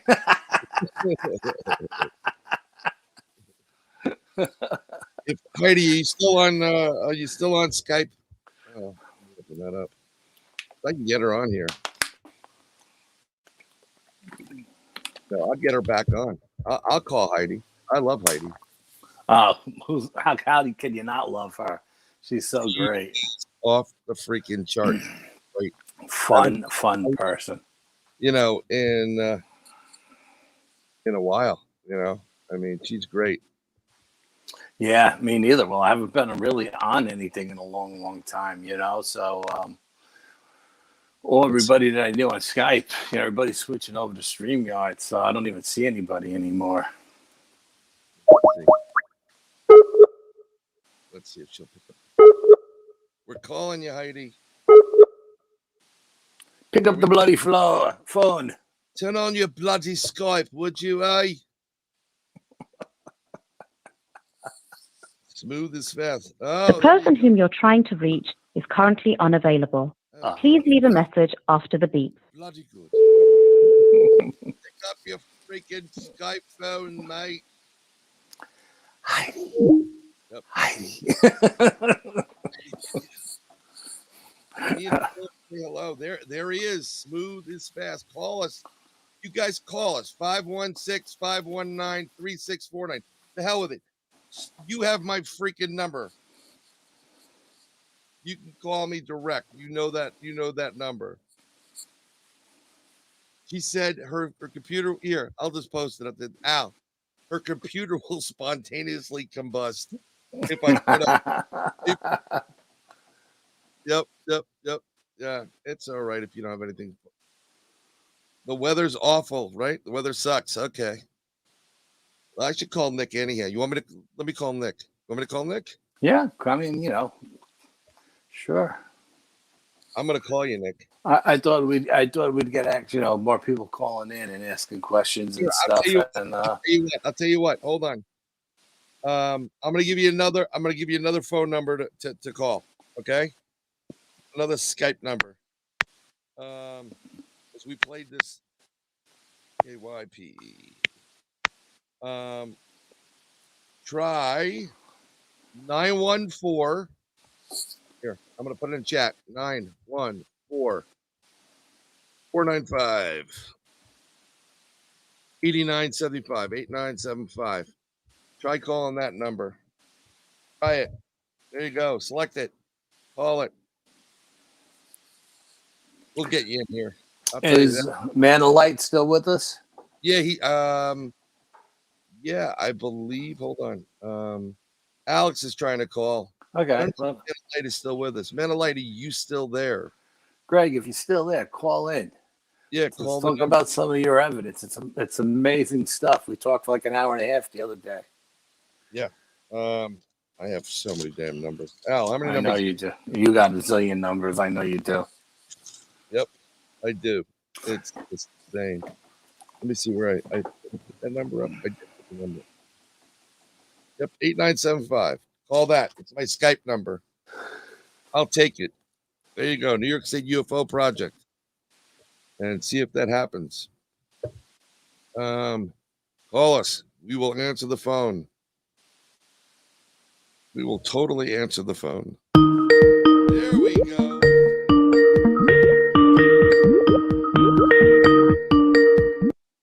Hello. How are you today? Let's see. Let's see if we can get him on the Skype call. I'll cancel that. And here, I'm gonna call you back. I'm calling you back right now. I can make 911 calls now. This is great. Okay, wonderful. Oh, jeez Louise. We're calling you.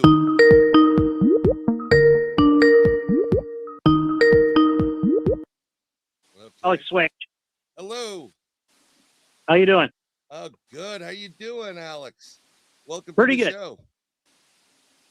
So I was going to ask you. You were showing photos of broken tree branches That's a nice set a certain way in the rock. That's Right. part of Sasquatch's path. Yeah. These Signs. yeah, these signs are literally everywhere. They're markers. Yeah, they're markers. I mean, some are used for pathways to like you need to follow this path, and some are, as you know, are used as just, I would say, also warning signs. What do you think, Al? Yeah, I think I don't know exactly what each individual sign or marker means, but I mean, thinking about it in common sense wise with the way I do, black and white, I would think that archways are very inviting, and X's are, maybe you should stop right there, warnings.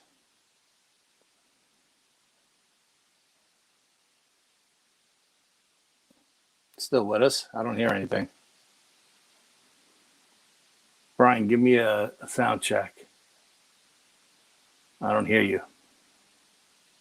Nope, I don't hear you. Hold on, can you hear I me? said I go up the Algonquin Forest in Ontario, Canada, about 200 miles up in the back country, and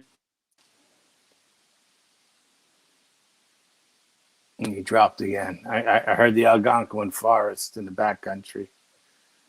Let me see. okay, in the Algonquin Forest in Ontario, Canada. Okay. I go 200 miles camping in the back country. Nice. Okay, and Okay. at night you can hear Sasquatch yelling to each other at night, like Yes. scream, Right. and you can hear them back and forth for 3 or 4 hours. Then it all quiets down. That's kind of cool. How long have you been researching them? Oh, about 5-6 years right now. I go up there every 2 years and spend like 3 weeks up in the back country, about 200 miles in the back country up in Canada. How long does it take you to get up in those 200 miles? Are you actually hiking or are you driving? Well, I have somebody drop me off at the Algonquin Forest entrance, and I hiked 100 miles in. How long does it take you to hike in? And it usually takes me about 2 or 3 days. Wow, that's some mileage a day, boy. Let me tell you. Well, I usually carry about all my stuff is carried with me. I usually carry a 150-pound backpack and all my gear and stuff like that, and food, freeze-dried food and stuff like that, and in with me, and everything I take out with me, so I leave no trail. No, absolutely. No, I'm just saying. I mean, that's a serious hike. You know, you're putting over 25 miles a day, and each day that's what 125-pound pack on your back. That's some serious hiking. Well, I've been doing it for years, so I mean, I'm used to doing it, you know. So I go every 2 years, and I go fly fishing up there, and that's what I usually go because it's really nice, and you can see the water's like glass up there, you know, and you go fly fishing, and it's a great place to go. And I usually go, and during the day, I usually go hiking and looking around. And I was up there on mountains one time I was up there. It was about 8 o'clock in the morning, sitting in my tent on top of a mountain, looking the sunrise come up, and all of a sudden the cougar walks by me from about 5 feet away, looks at me, keeps on walking, and I couldn't get to my tent to get weapons out or something to protect myself, but he just walked by, and I just sat there really still. Yeah, he probably just said, "What are you doing here?" You know what I mean? Yeah, I was probably in his territory or something like that. I didn't realize, but yeah. But I wanted to ask you, what is your understanding about the UAP issues from the government, United States government, Pentagon? Which one? The UAP issues? Yeah. You talking about the disclosure videos that they're releasing now? Yeah, I want to know about that. Maybe you can fill me in. Sure, Brian. You want to take this? Yeah. Well, I said it from the beginning that there was no disclosure, and there's never going to be a disclosure. What they did was they released an 80-page report, probably more than that, and we got such few little bits of information. They definitely acknowledged the presence of these things, so that's a plus. But everything's going to be compartmentalized to national security issue, and we're never going to see anything. But they will be able to get a huge black budget. I've always stated, and my opinion, that disclosure happened not in 52 or 52, 57, where the UFOs went over the White House and the Capitol building, just because it wasn't global. But what did go global was Close Encounters of the Third Kind, and in it was the guy who was in charge of the entire project, Dr. Hynek himself. He didn't have to say a word. He didn't violate his confidentiality clause, yeah. DA or any type of treasonous type of thing. He just was there when aliens were coming. So I think that is true disclosure. Now there are plenty of people. They understand it. I mean, I don't personally need to have my hand held through it. They want, the government to admit to it. And I think it's more of a, I told you so moment, but they basically have. They've admitted to it in a roundabout way. If you think you're going to see what technology they have or we have or whatever it is, not going to happen. It is a national security issue.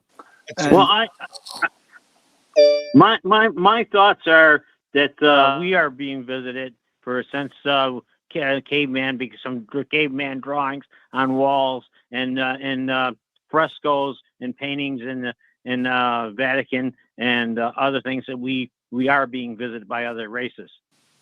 Oh, absolutely. I mean, there's no doubt about it. Those people painted on their walls. Those people wrote down in images and books of things they seen. They weren't creating novels of, they were writing down and drawing what they seen, and so they were keeping a pictured record of what they were seeing. So I mean, of course, I think we've been visited by aliens, extraterrestrials for millenniums. You know what I mean? And I'm a big fan of like futuristic weapons and the government, the military, stuff like that. And I see these weapons that they're coming out with now that are laser, they're frequencies, they're plasma weapons. And these weapons, to me, what they tell me is that these are weapons that they created to defend themselves against off-worlders, because they don't need those kind of weapons to kill people. You can kill us with a rock. Why do you need a plasma or a laser beam to kill us? You don't. And when you start creating these kind of weaponry, it's for a purpose. You know what I mean? And what one doesn't, right. If the plasma doesn't kill this one, maybe the frequency does, or the laser does, or whatever. You know what I mean? And right. So that's why they have all these different new high-tech weapons, not to kill us, but to kill these creatures that are from off-world, that where one doesn't work, another one will. And I think it's a combination of the government working with all different alien races, and each one saying, "Oh yeah, you got to create this to kill that one," or that one saying, "You got to create this kind of weapon to kill that one," and vice versa. And if you noticed, whenever the government goes in to get a Sasquatch that's misbehaving, they go in with frequencies. It's a frequency weapon, and whatever this frequency that they're using, I don't know where it is, on the range, but whatever it does, it drives these creatures nuts, and they just come out of the woods. And once they come out of the woods, they put them down. You know, it's not about relocating them; it's about taking these nuisance animals and getting rid of them altogether. And again, so they're using these weapons on these creatures that may be interdimensional. Maybe they work on interdimensional creatures as well. I don't know. Right. I mean, it's, the government knows all this good stuff. They're doing all these things. And, our U.S. government's never going to play nice with anybody else. It's just a fact. That's just my 2 cents. But... Now, Alex, do you know about the location in British Columbia where all the Sasquatches meet at one time over the year for the children? I did the research and went there. For the children to like mate or whatever, or hook them up with mates and other families. Yeah, there's a big not in Washington State. There's a big group of Sasquatch up there. They live in caves. Yeah, I know there was a researcher out of Canada that was actually went to one of these meetings where all these Sasquatches meet from all over. I don't know if they're just from all over the Pacific Northwest or whatever, and they pair their children up with other ones so there's no inbreeding, and right. I know this one guy, he knows the location, and he's keeping it very hush hush because he doesn't want anybody else going up there because it's a special location, and they've been using it for millenniums, so it's pretty interesting. Right.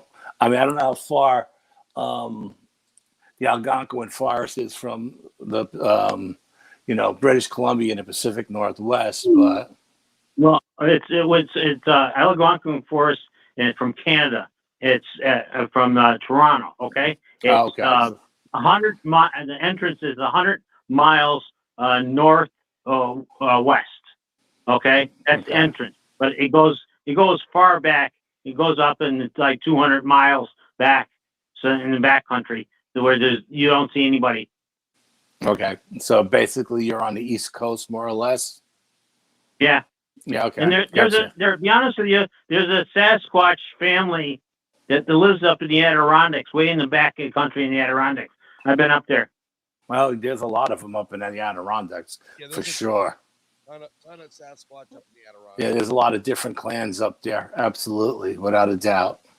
Yeah, But you can, when you're up in Canada, 200 miles in the backcountry in Algonquin Forest, you can hear them talking to each other at night. You know, hear like these screams and squalls and like that back and forth, and lasts for about 2 or 3 hours, back and forth. So that's I've heard before about when I was out there and all by myself. Yeah, oh, they communicate with each other. Up there, intelligent creatures. They communicate for sure. I mean, I think, to be honestly, the Sasquatch is a Neanderthal caveman that has times forgotten somewhere, never has moved on to the next level of human being.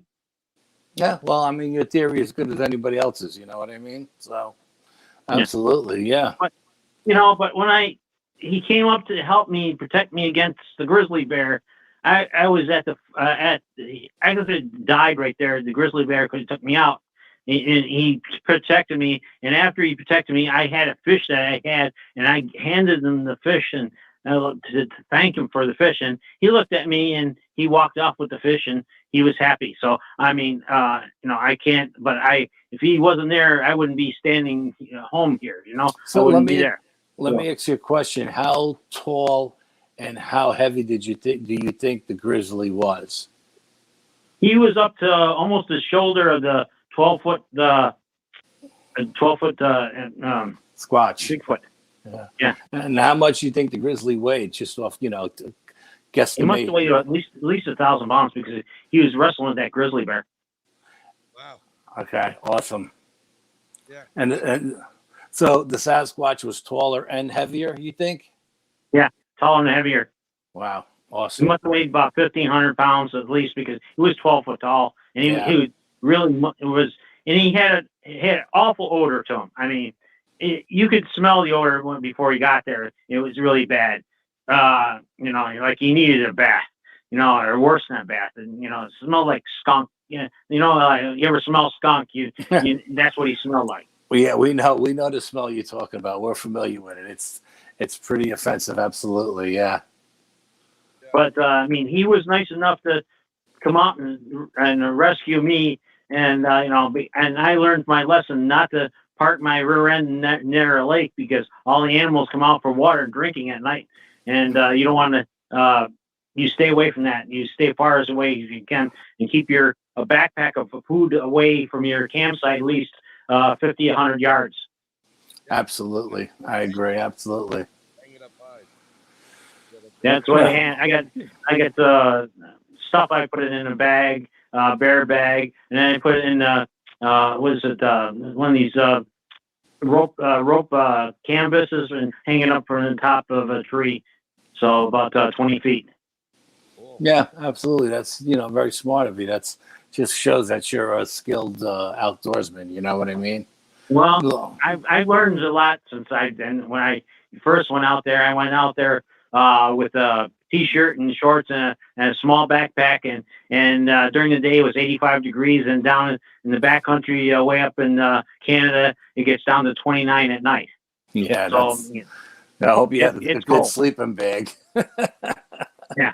We haven't gotten that cold, but we've had those days where it was like 85, 90 degrees, and as we kept going and going and going, it was crazy. Yeah, no, I had that one night. I had that one night when I was up with who was that guy from Rochester that came down? I forgot his name. We were in bodysuits because that night it went down to like 9 degrees when we were out there. Yeah, I usually take 2 sets of clothes. I take a summer set and I take a fall winter set. Yeah. Well, thank you for calling in. We greatly appreciate it. You're the first caller on the first show that we ever did, so congratulations. Yeah. Thank you. Thank you. You're welcome. I hope to see you again sometime. Oh, absolutely. Yeah. I hope you become a regular. Thank you. Yep. Thank you. You have a good one. Bye. Good night. That was great. Awesome. That was an awesome call. Absolutely. Yeah. I think, Heidi, do I have your number in anything? I'll call you from my Skype. I don't care. I can call you. That's right. PM me your number in Facebook or whatever the hell you want to use. Telegram, Facebook, we'll call you. Carlito's asking for his wrench. Did you ever send him his wrench? You know what? I put it in New York State UFO Project. I forgot to put it in this. So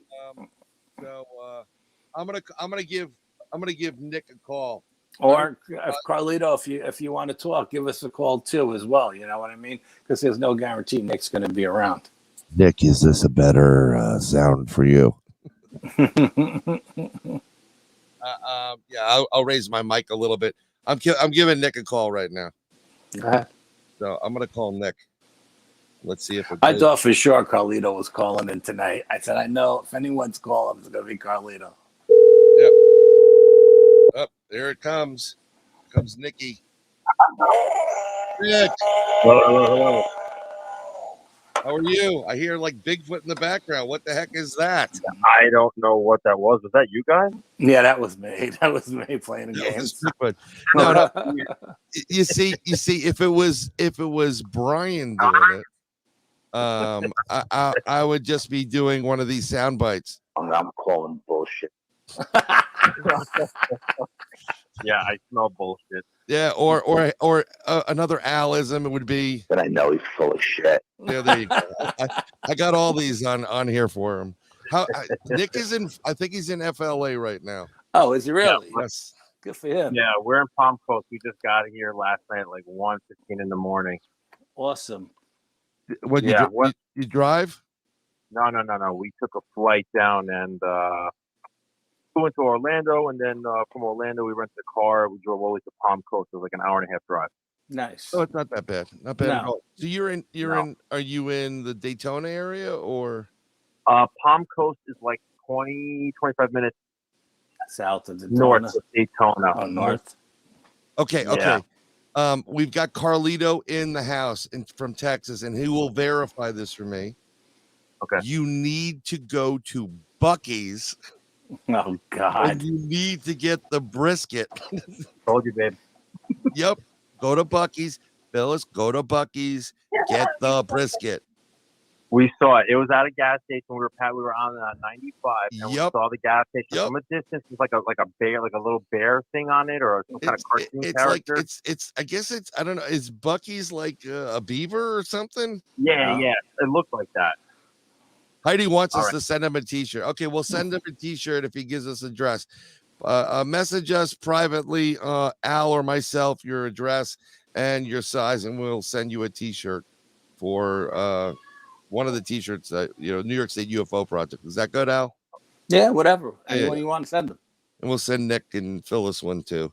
Absolutely, yeah. Love the logo. I love the logo. It looks really great. Yeah, but Nick could actually fill out that crap. He's the only one that can. Yeah, well, Nick is a young man, and in I'm the prime of his life. Too, just as fine. Carlito says he can call after dinner. I'm sorry, we didn't want to bother you, Carlito. Yeah. No, it's I heard the weather's changing back and forth, but it's getting warmer, and you guys should have a good time. I hope so, man. I hope, because I was checking whether it just sucks, but you guys up there in New York, you guys are getting what, 12 to 18 inches Friday into Saturday? That's what they say. I mean, Al lives in Canada, basically, so he's going to get like 55 inches. Now, who knows? I mean, 1 minute they're talking a foot of snow, and then the next minute they're saying we're getting an inch. I don't know. Yeah. Well, interesting. I heard, you know what? 10 to 10 inches max, maybe. We all should have been weathermen, because that's one job, guys, that we can screw up and not get fired. No shit. Amen, brother. Yep. No crapola. We could get rid of that. Gotta get one of these mic booms. Nice move. You know what? I have a condenser mic, right? I bought a little one that you can stick to your collar. And my I guess the spring arm that I normally use when we first started doing the shows, Al. I put it away, and I'm not going to go reaching for that crap right now. But it was working fine, and then soon as, of course, you go live for a show, what happens?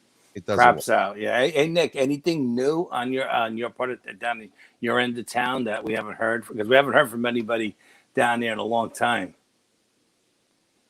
Not there's really not much new. Okay.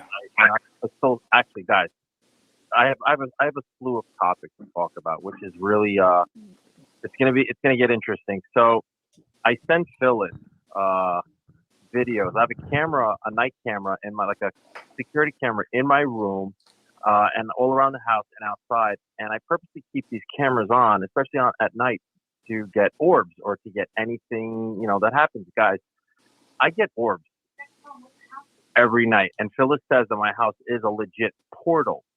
Okay. It's a portal because back in the 30s, my home was a speakeasy where my father lives and where I grew up. It used to be a speakeasy. Okay. And they used to have a lot of gangsters in the basement doing what they did and whatnot. Yeah, honey, tell them what you said. Brian, one night I stayed over there. This is when his mom was sick. She was actually dying.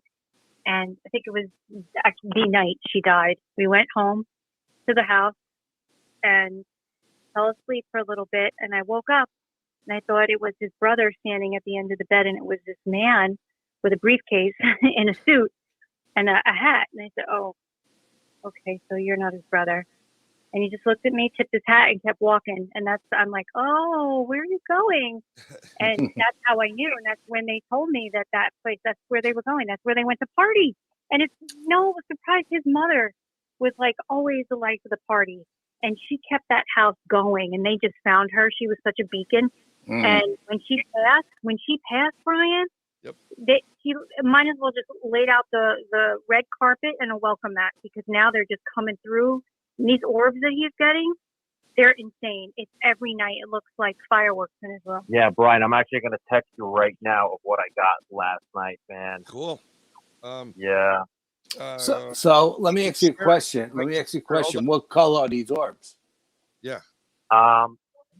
It's a black and white camera because it's night vision. But when I usually take pictures, I remember taking pictures years ago with my family and whatnot, and I had the flash on. So the orbs were like bluish green. They had rainbow auras in them.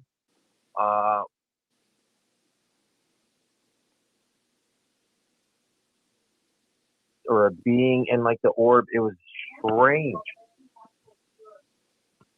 That's cool. That is really cool. I'll see if it comes through, and can I share it or no share it? Bro, you can share it. Just you see me laying in bed. You have the blankets on, right? Well, not pitching a tent, are you? Brian, I sent it. Yeah, and I got it. I just want to see if I can share it. I don't know what extension it is. So, check it out. Yeah, while we're chatting here, it would be interesting to be able to share it. So I'll see if I can download it to went to my computer. That's a good thing. I just, the problem we have is with some of these things, they don't share for some reason for a movie. It's really weird. So I'm not gonna go crazy over trying to get this going on. No problem. But the thing is, Phyllis saw a little boy in the house years ago.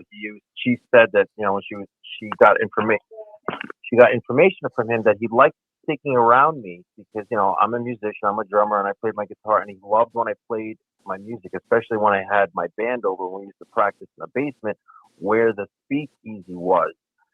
And there was a lot of creativity down there with me and my guys when we created music. So it all made sense. But I would love for you guys to come to the house just to check it out. We're there. Absolutely. And plus, when you're playing music, we're all musicians here. And when you're laying it down and you're feeling it and the energy, you're just putting that energy out there. You know what I mean? And the walls and the floors and everything is absorbing that energy. You know what I mean? Right. So that's a beautiful thing, man. It's just absolutely love it.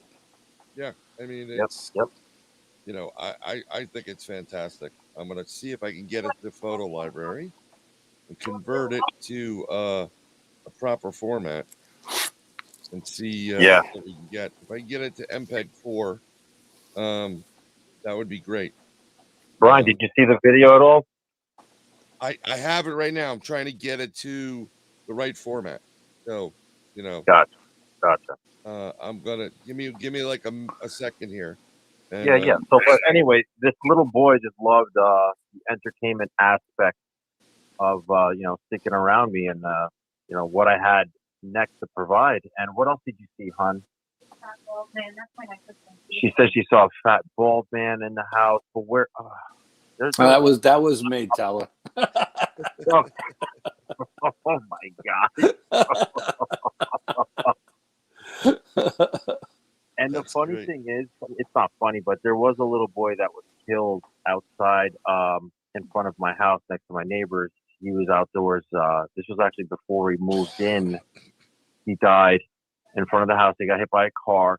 And then a few years later, I was actually 17, 18 at the time. There was another kid died right at the intersection, like a house away, in front of my house, but a house away in the intersection. Car hit him, dragged the kid like a few hundred feet. It was pretty bad. So who knows? I mean, maybe this is all coming through, and I don't know. Well, if your house is a beacon, you know what I mean, and these spirits are still lingering in the area for whatever reason, of course they're going to head right towards that light, Yeah.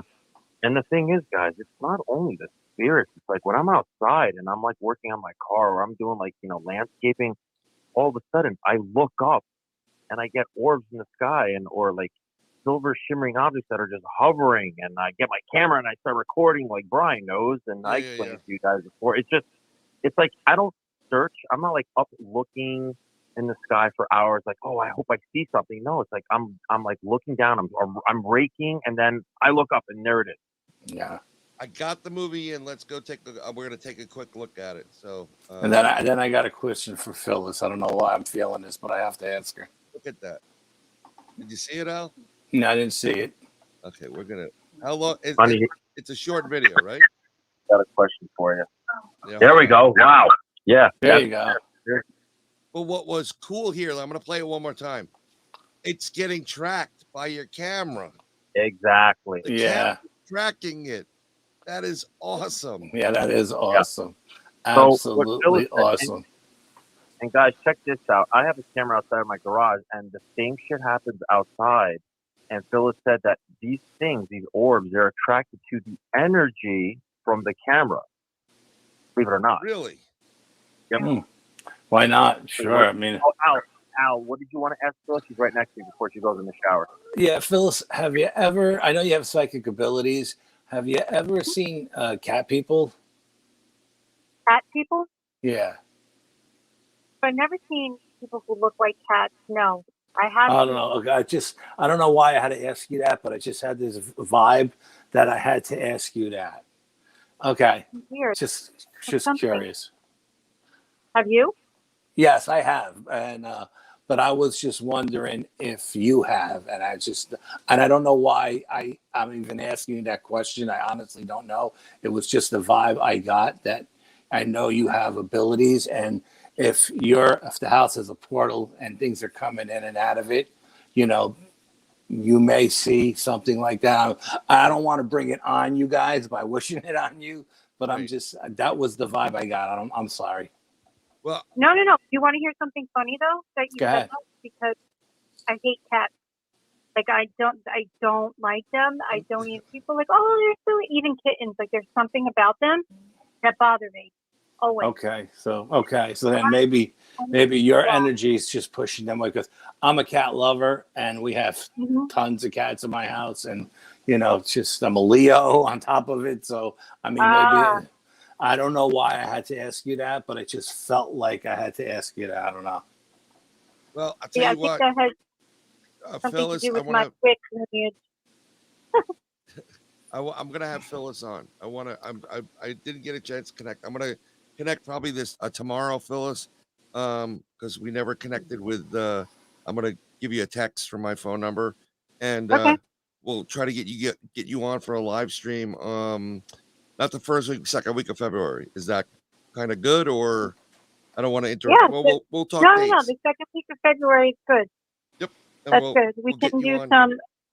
Sorry, if you want, I can like when people call in, we can do like little readings and stuff, like whatever Yeah. I'm getting from them. I welcome people calling in. I welcome the readings.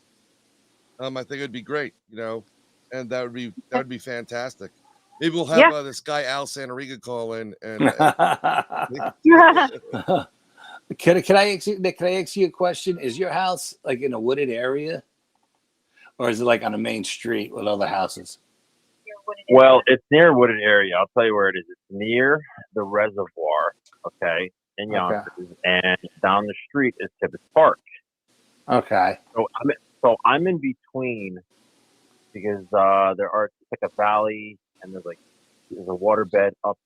So basically, there's water around me. There's woods around me, but it's not that wood. It's suburbia, Oh, I know. Kneeling Avenue up around there. Okay, I got you. Yeah, Whole exactly. place. Yeah, Okay, I got you. Right. Okay. Right. Al's But there's a lot of energy.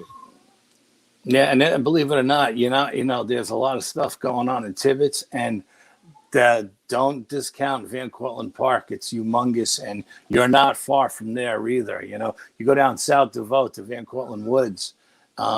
Believe me, there is stuff in those woods. I mean, I know. And I think, honestly, these creatures, they'll come right down the train tracks along the Van Cortlandt Woods and go right into Tibbetts as well. Check this out, Nick, right? So I have a buddy that I grew up with in my neighborhood, Riverdale. My grandmother's house was off South DeVoe, so I know that area cold. Used to go in the woods there.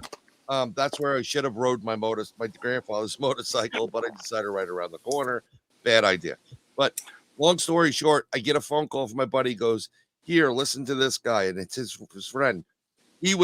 Him, his buddy, and his girlfriend were parked over in Tibbetts Brook Park, and they were just, hanging out, chilling out, trying to figure out what they were going to do that night.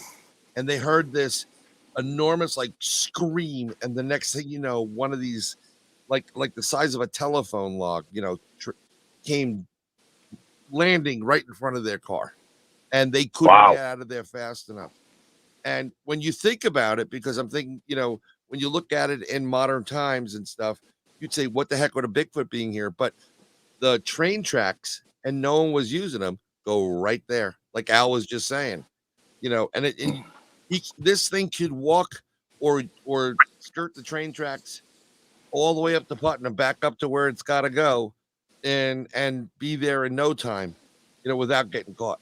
100%. So, without a doubt. Yeah, there's plenty of woods. I mean, I think they turned those train tracks into a bike trail now. So I was just gonna say, I go on that trail with my mountain bike. I go right through the woods and I hit that trail, and it's actually paved now, which is beautiful. But anytime I'm on there, or I'm going through the park, I have a feeling. Yep. It's like a weird, uneasy type of feeling.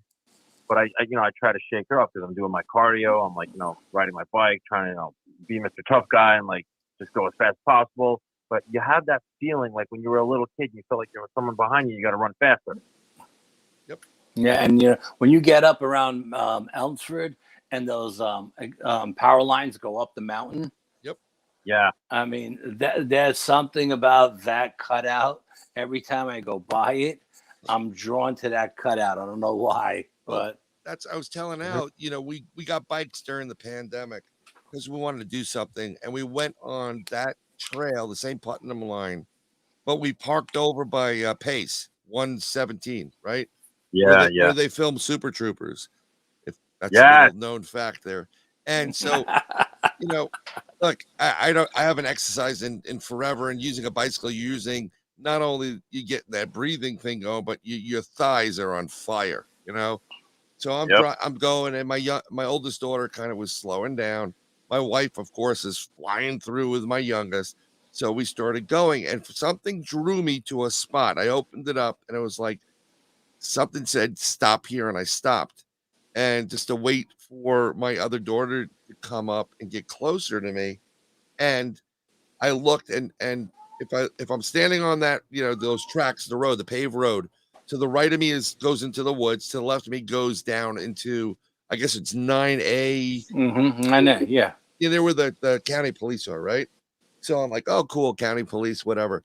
I look up to the right, and I just looked up, and at about the 9-foot mark, there was a fresh break.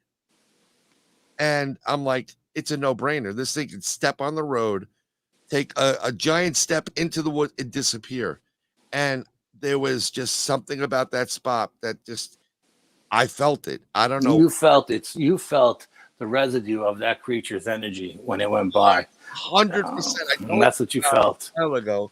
And I said, we got to go back up here because there's a lot of stuff. I mean, it's so squatchy up there. It's beyond belief.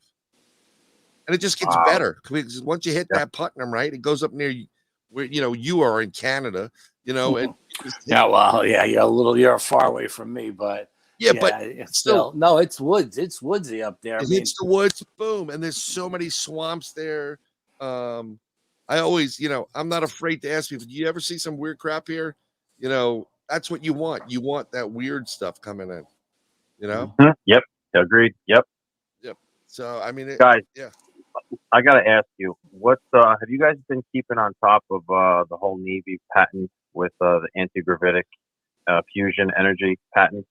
Yeah, I haven't seen anything recently. Was able to find much on it, but I mean, they're really not hiding shit at this point. They're going for it. I mean, it's sick what they're talking about. It's basically an anti-gravity, but it's not really anti-gravity. It's create your own gravity. Right. It's so bizarre. So what they do is, this is why all these craft can make 90-degree turns going like, supersonic speeds, because they literally create a gravity bubble around them. Yeah. Everybody always thought that bubble was the anti-gravity bubble. Well, maybe it's a gravity bubble, you know what I mean? So, let me ask you guys this though. And this is what I thought about a few weeks ago. With all of these cell towers that they're putting up all around the world, and now it's 5G, and it's going to be going beyond that. What makes us think that these cell towers throughout the entire planet are not being used by the Navy for their experiments to help to facilitate the anti-gravitic, whatever they're doing? Whatever. Absolutely. Well, I mean, 5G is all about real powerful pinpointing. So I'm gonna go there. So with the 5G tower, technically, what makes it so great for anybody that has a cell phone is it literally targets your phone. It can get through concrete and multiple levels of floors. That being said, here's the problem with, well, I consider it a problem, but the military wouldn't. You could literally target someone's cell phone, person, terrorist A, and then draw to that number directly, and in effect, your cell phone becomes an explosive device, and you could assassinate people at will. Exactly. So, but if they have the capability of doing that, then if they take the same energy and they focus it, and as these craft are going along, they kind of like are focusing beams, kind of creating like a rail system at will. Yeah. I just feel that we don't have that technology just yet to perfect what the others have that come and visit us. I feel like we have to use the 5G and the towers, and believe it or not, with all this chemtrail and the spraying and the particles in the atmosphere, it's actually, I believe it's going to help them move these craft the way they want, and like in such a odd way to us, instead of like a plane. That's like if you guys have been listening to the news lately, it's like all these airports are afraid to fly their planes now because it's with the 5G. Yeah. Right. Yeah. It's I don't want to go into a direction, but I've seen videos out of it's Eastern in the middle. And specifically a specific group of people that were uprising and just doing what they normally do or whatever. And literally there was a claim that a soldier from a nation took out some kind of weapon or device, pointed it, and it was like an energy weapon. And basically you see smoke rising from the top of this guy's head. And what technically was happening was microwaves.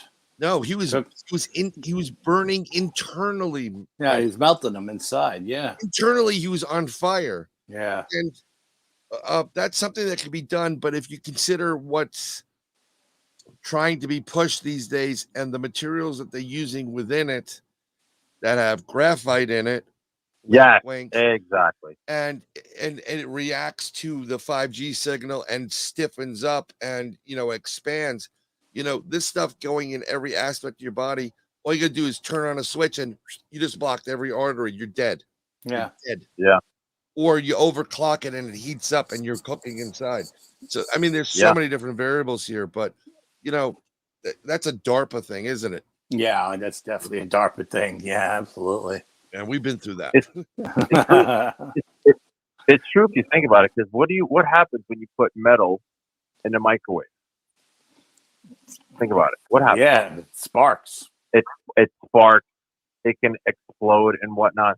So with them pumping us with these with metal like aluminum from the chemtrail, exactly. Yeah, it's all going in us because we're breathing this shit.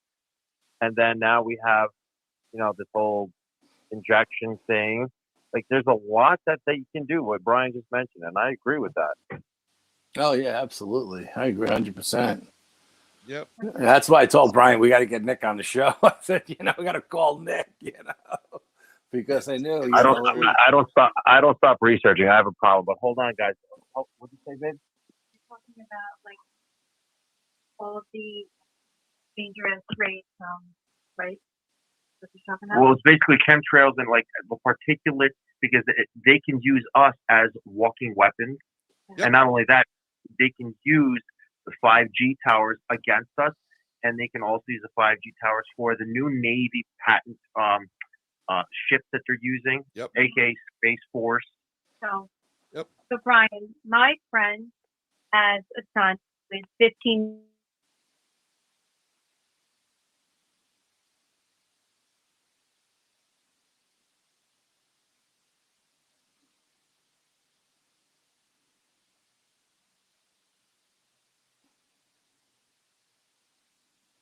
I'm not hearing her, Bri.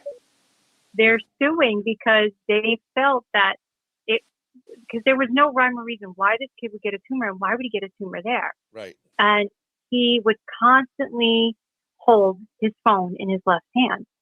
So they said there's got to be proof to this, because this kid was a perfectly healthy kid. And this is a very healthy family. They would go for body scans. Right. This kid had nothing, and out of nowhere came this tumor in his wrist. So they're suing. They're going to prove that it came from the radiation of the phone. Well, is it just the radiation of the phone, or are we talking about a combination of the phone and the connection to the signal? Yeah, it's the connection. Yeah, exactly. Connection, 100%. Because anyway, he's in remission now. Tumor was removed. They don't let their kids touch the phones anymore. I mean, it's a very odd thing for this day and age. For now, he's 16, not to have. He's going on 17, not to have a cell phone, right? Absolutely. Very odd. And it's different, but a lot of times they make these cases for these phones now where it acts as almost like a Faraday cage, but from the bad part of the radiation. I always tell them, use headphones. It's not a given, because that has energy to it as well. There's signals, but it's better than sitting there. This is my kid right now. Both of them. Yeah. They just, I use the phone, communicate, post stuff, but in general, I hate the damn thing. Yeah. I hate it. I mean, Al's phone is now done. Anytime I speak, it's always on speakerphone. I don't care who listens, because I don't need this by my head. Yeah. I mean, sometimes when you hear Al, it's just this. Blah, blah, blah, blah, blah, blah, blah. I'm like, dude, what's going on? Like, oh, God. That's so dumb. I love it. Oh, my God. I can't. I love my Al. I love him. This is the boy. Everybody loves Al. Oh, my God. You're so crazy. Well, you know Amazing. what? I mean, come on. You got to have these little sound bites, you know? That's right. Yeah, absolutely. And it comes But, from Jeff- Al Santa Rica doll. And, you know. Gentlemen, it was great talking. I got to get to Yep. Becky. Absolutely. Later, Nick. And Thank you very much I'm gonna for text calling us. tomorrow this weekend. So Wonderful. You got it, guys. Thank you so much. And we're definitely coming to your house, bro. brisket, Yes. brisket. Yes. And you know what, guys, if you can, let me know. We'll set up, come to my house. I'll try to have brisket for you, but if you guys can, No, I want All you right. to go to Bucky's to get brisket. all right, I'll go tomorrow. You got it. Get some jerky while there's like 40 different jerkies. Okay, good. Good night. All right. Good night. Good night, folks. Wow, that was great. Have it. So I don't know if Carlito's gonna call in. Well, I mean, we've been going at it for 2.5 hours. I mean, Do it again next. yeah, it was fun. Pretty good. We didn't get somebody yelling profanities or Yeah, we didn't get any trolls calling in and starting shit like that guy at whatchamacallit, Pine Bush. oh my God. But it was fun. I wish I had video of your face. You were red. You were like blood freaking red. And you were just like, I saw it in your eye. I'm like, oh God, I gotta talk now. And then he started in, and I'm like, oh, you gotta be kidding. I don't need you today. Absolutely. Well, if you break out a chalkboard, I could draw some formulas for you. That was great. That was such a great line. I think That brought me back to reality. Yeah, it got me through my rage. But something about Pine Bush, though, we were the only ones that did question and answers, real question and answers. yeah, no, we were the only ones who took questions and answers out of all the speakers that were there, and everybody said what they had to say, and then they moved on. But we were the only ones. Well, we were lucky too because we were the last ones, so we had plenty of time to go around the audience and ask questions and take questions. And even with that guy we were debating back and forth. It was, at least it was civil, if nothing else. Yeah, and it's funny because, like, you had some para celebrities there, and I was expecting you to go and, Sure, you make it on TV and you forget about your friend. I had to, dude. It's been a good show. Welcome back to everybody. I want to thank everybody: Heidi, Carlito, Nick, Alex. I can't thank you enough for coming in and smooth as fast. There you go. I thought we had a good time. I'm sorry about the videos. I haven't played with this in a while, so it was a little bit more challenging. Next time I will make sure my videos are in the proper format. Yeah, plus we had a ton of photographs we didn't even get to, but in all in all, it was it was first time out with the call-in stuff, and maybe next time we'll get more people calling in. That'd be great. That would be great. Yep, we're gonna try to do it again. And since we did it at the end of the month this month, we'll probably go at the end of the month next month. Yeah, that'll work. Absolutely. That'll work. But until then, I'm gonna say good night. Good night. And you know what? One more thing. There's a lot of craziness in this field. Be nice to each other, because all you're doing is fighting over, an idea or a theory, not really anything real. And it's better to work together. I'm going to say that's 2 cents. I'm going to end it on that. All right, people. Good night. Good night. We're going to I think we should close with that video one more time. And we'll close with Nick's video? No, Which one? Well, we already did Nick's video, so I'll okay. with our video, and that'll be that. Later. Okay.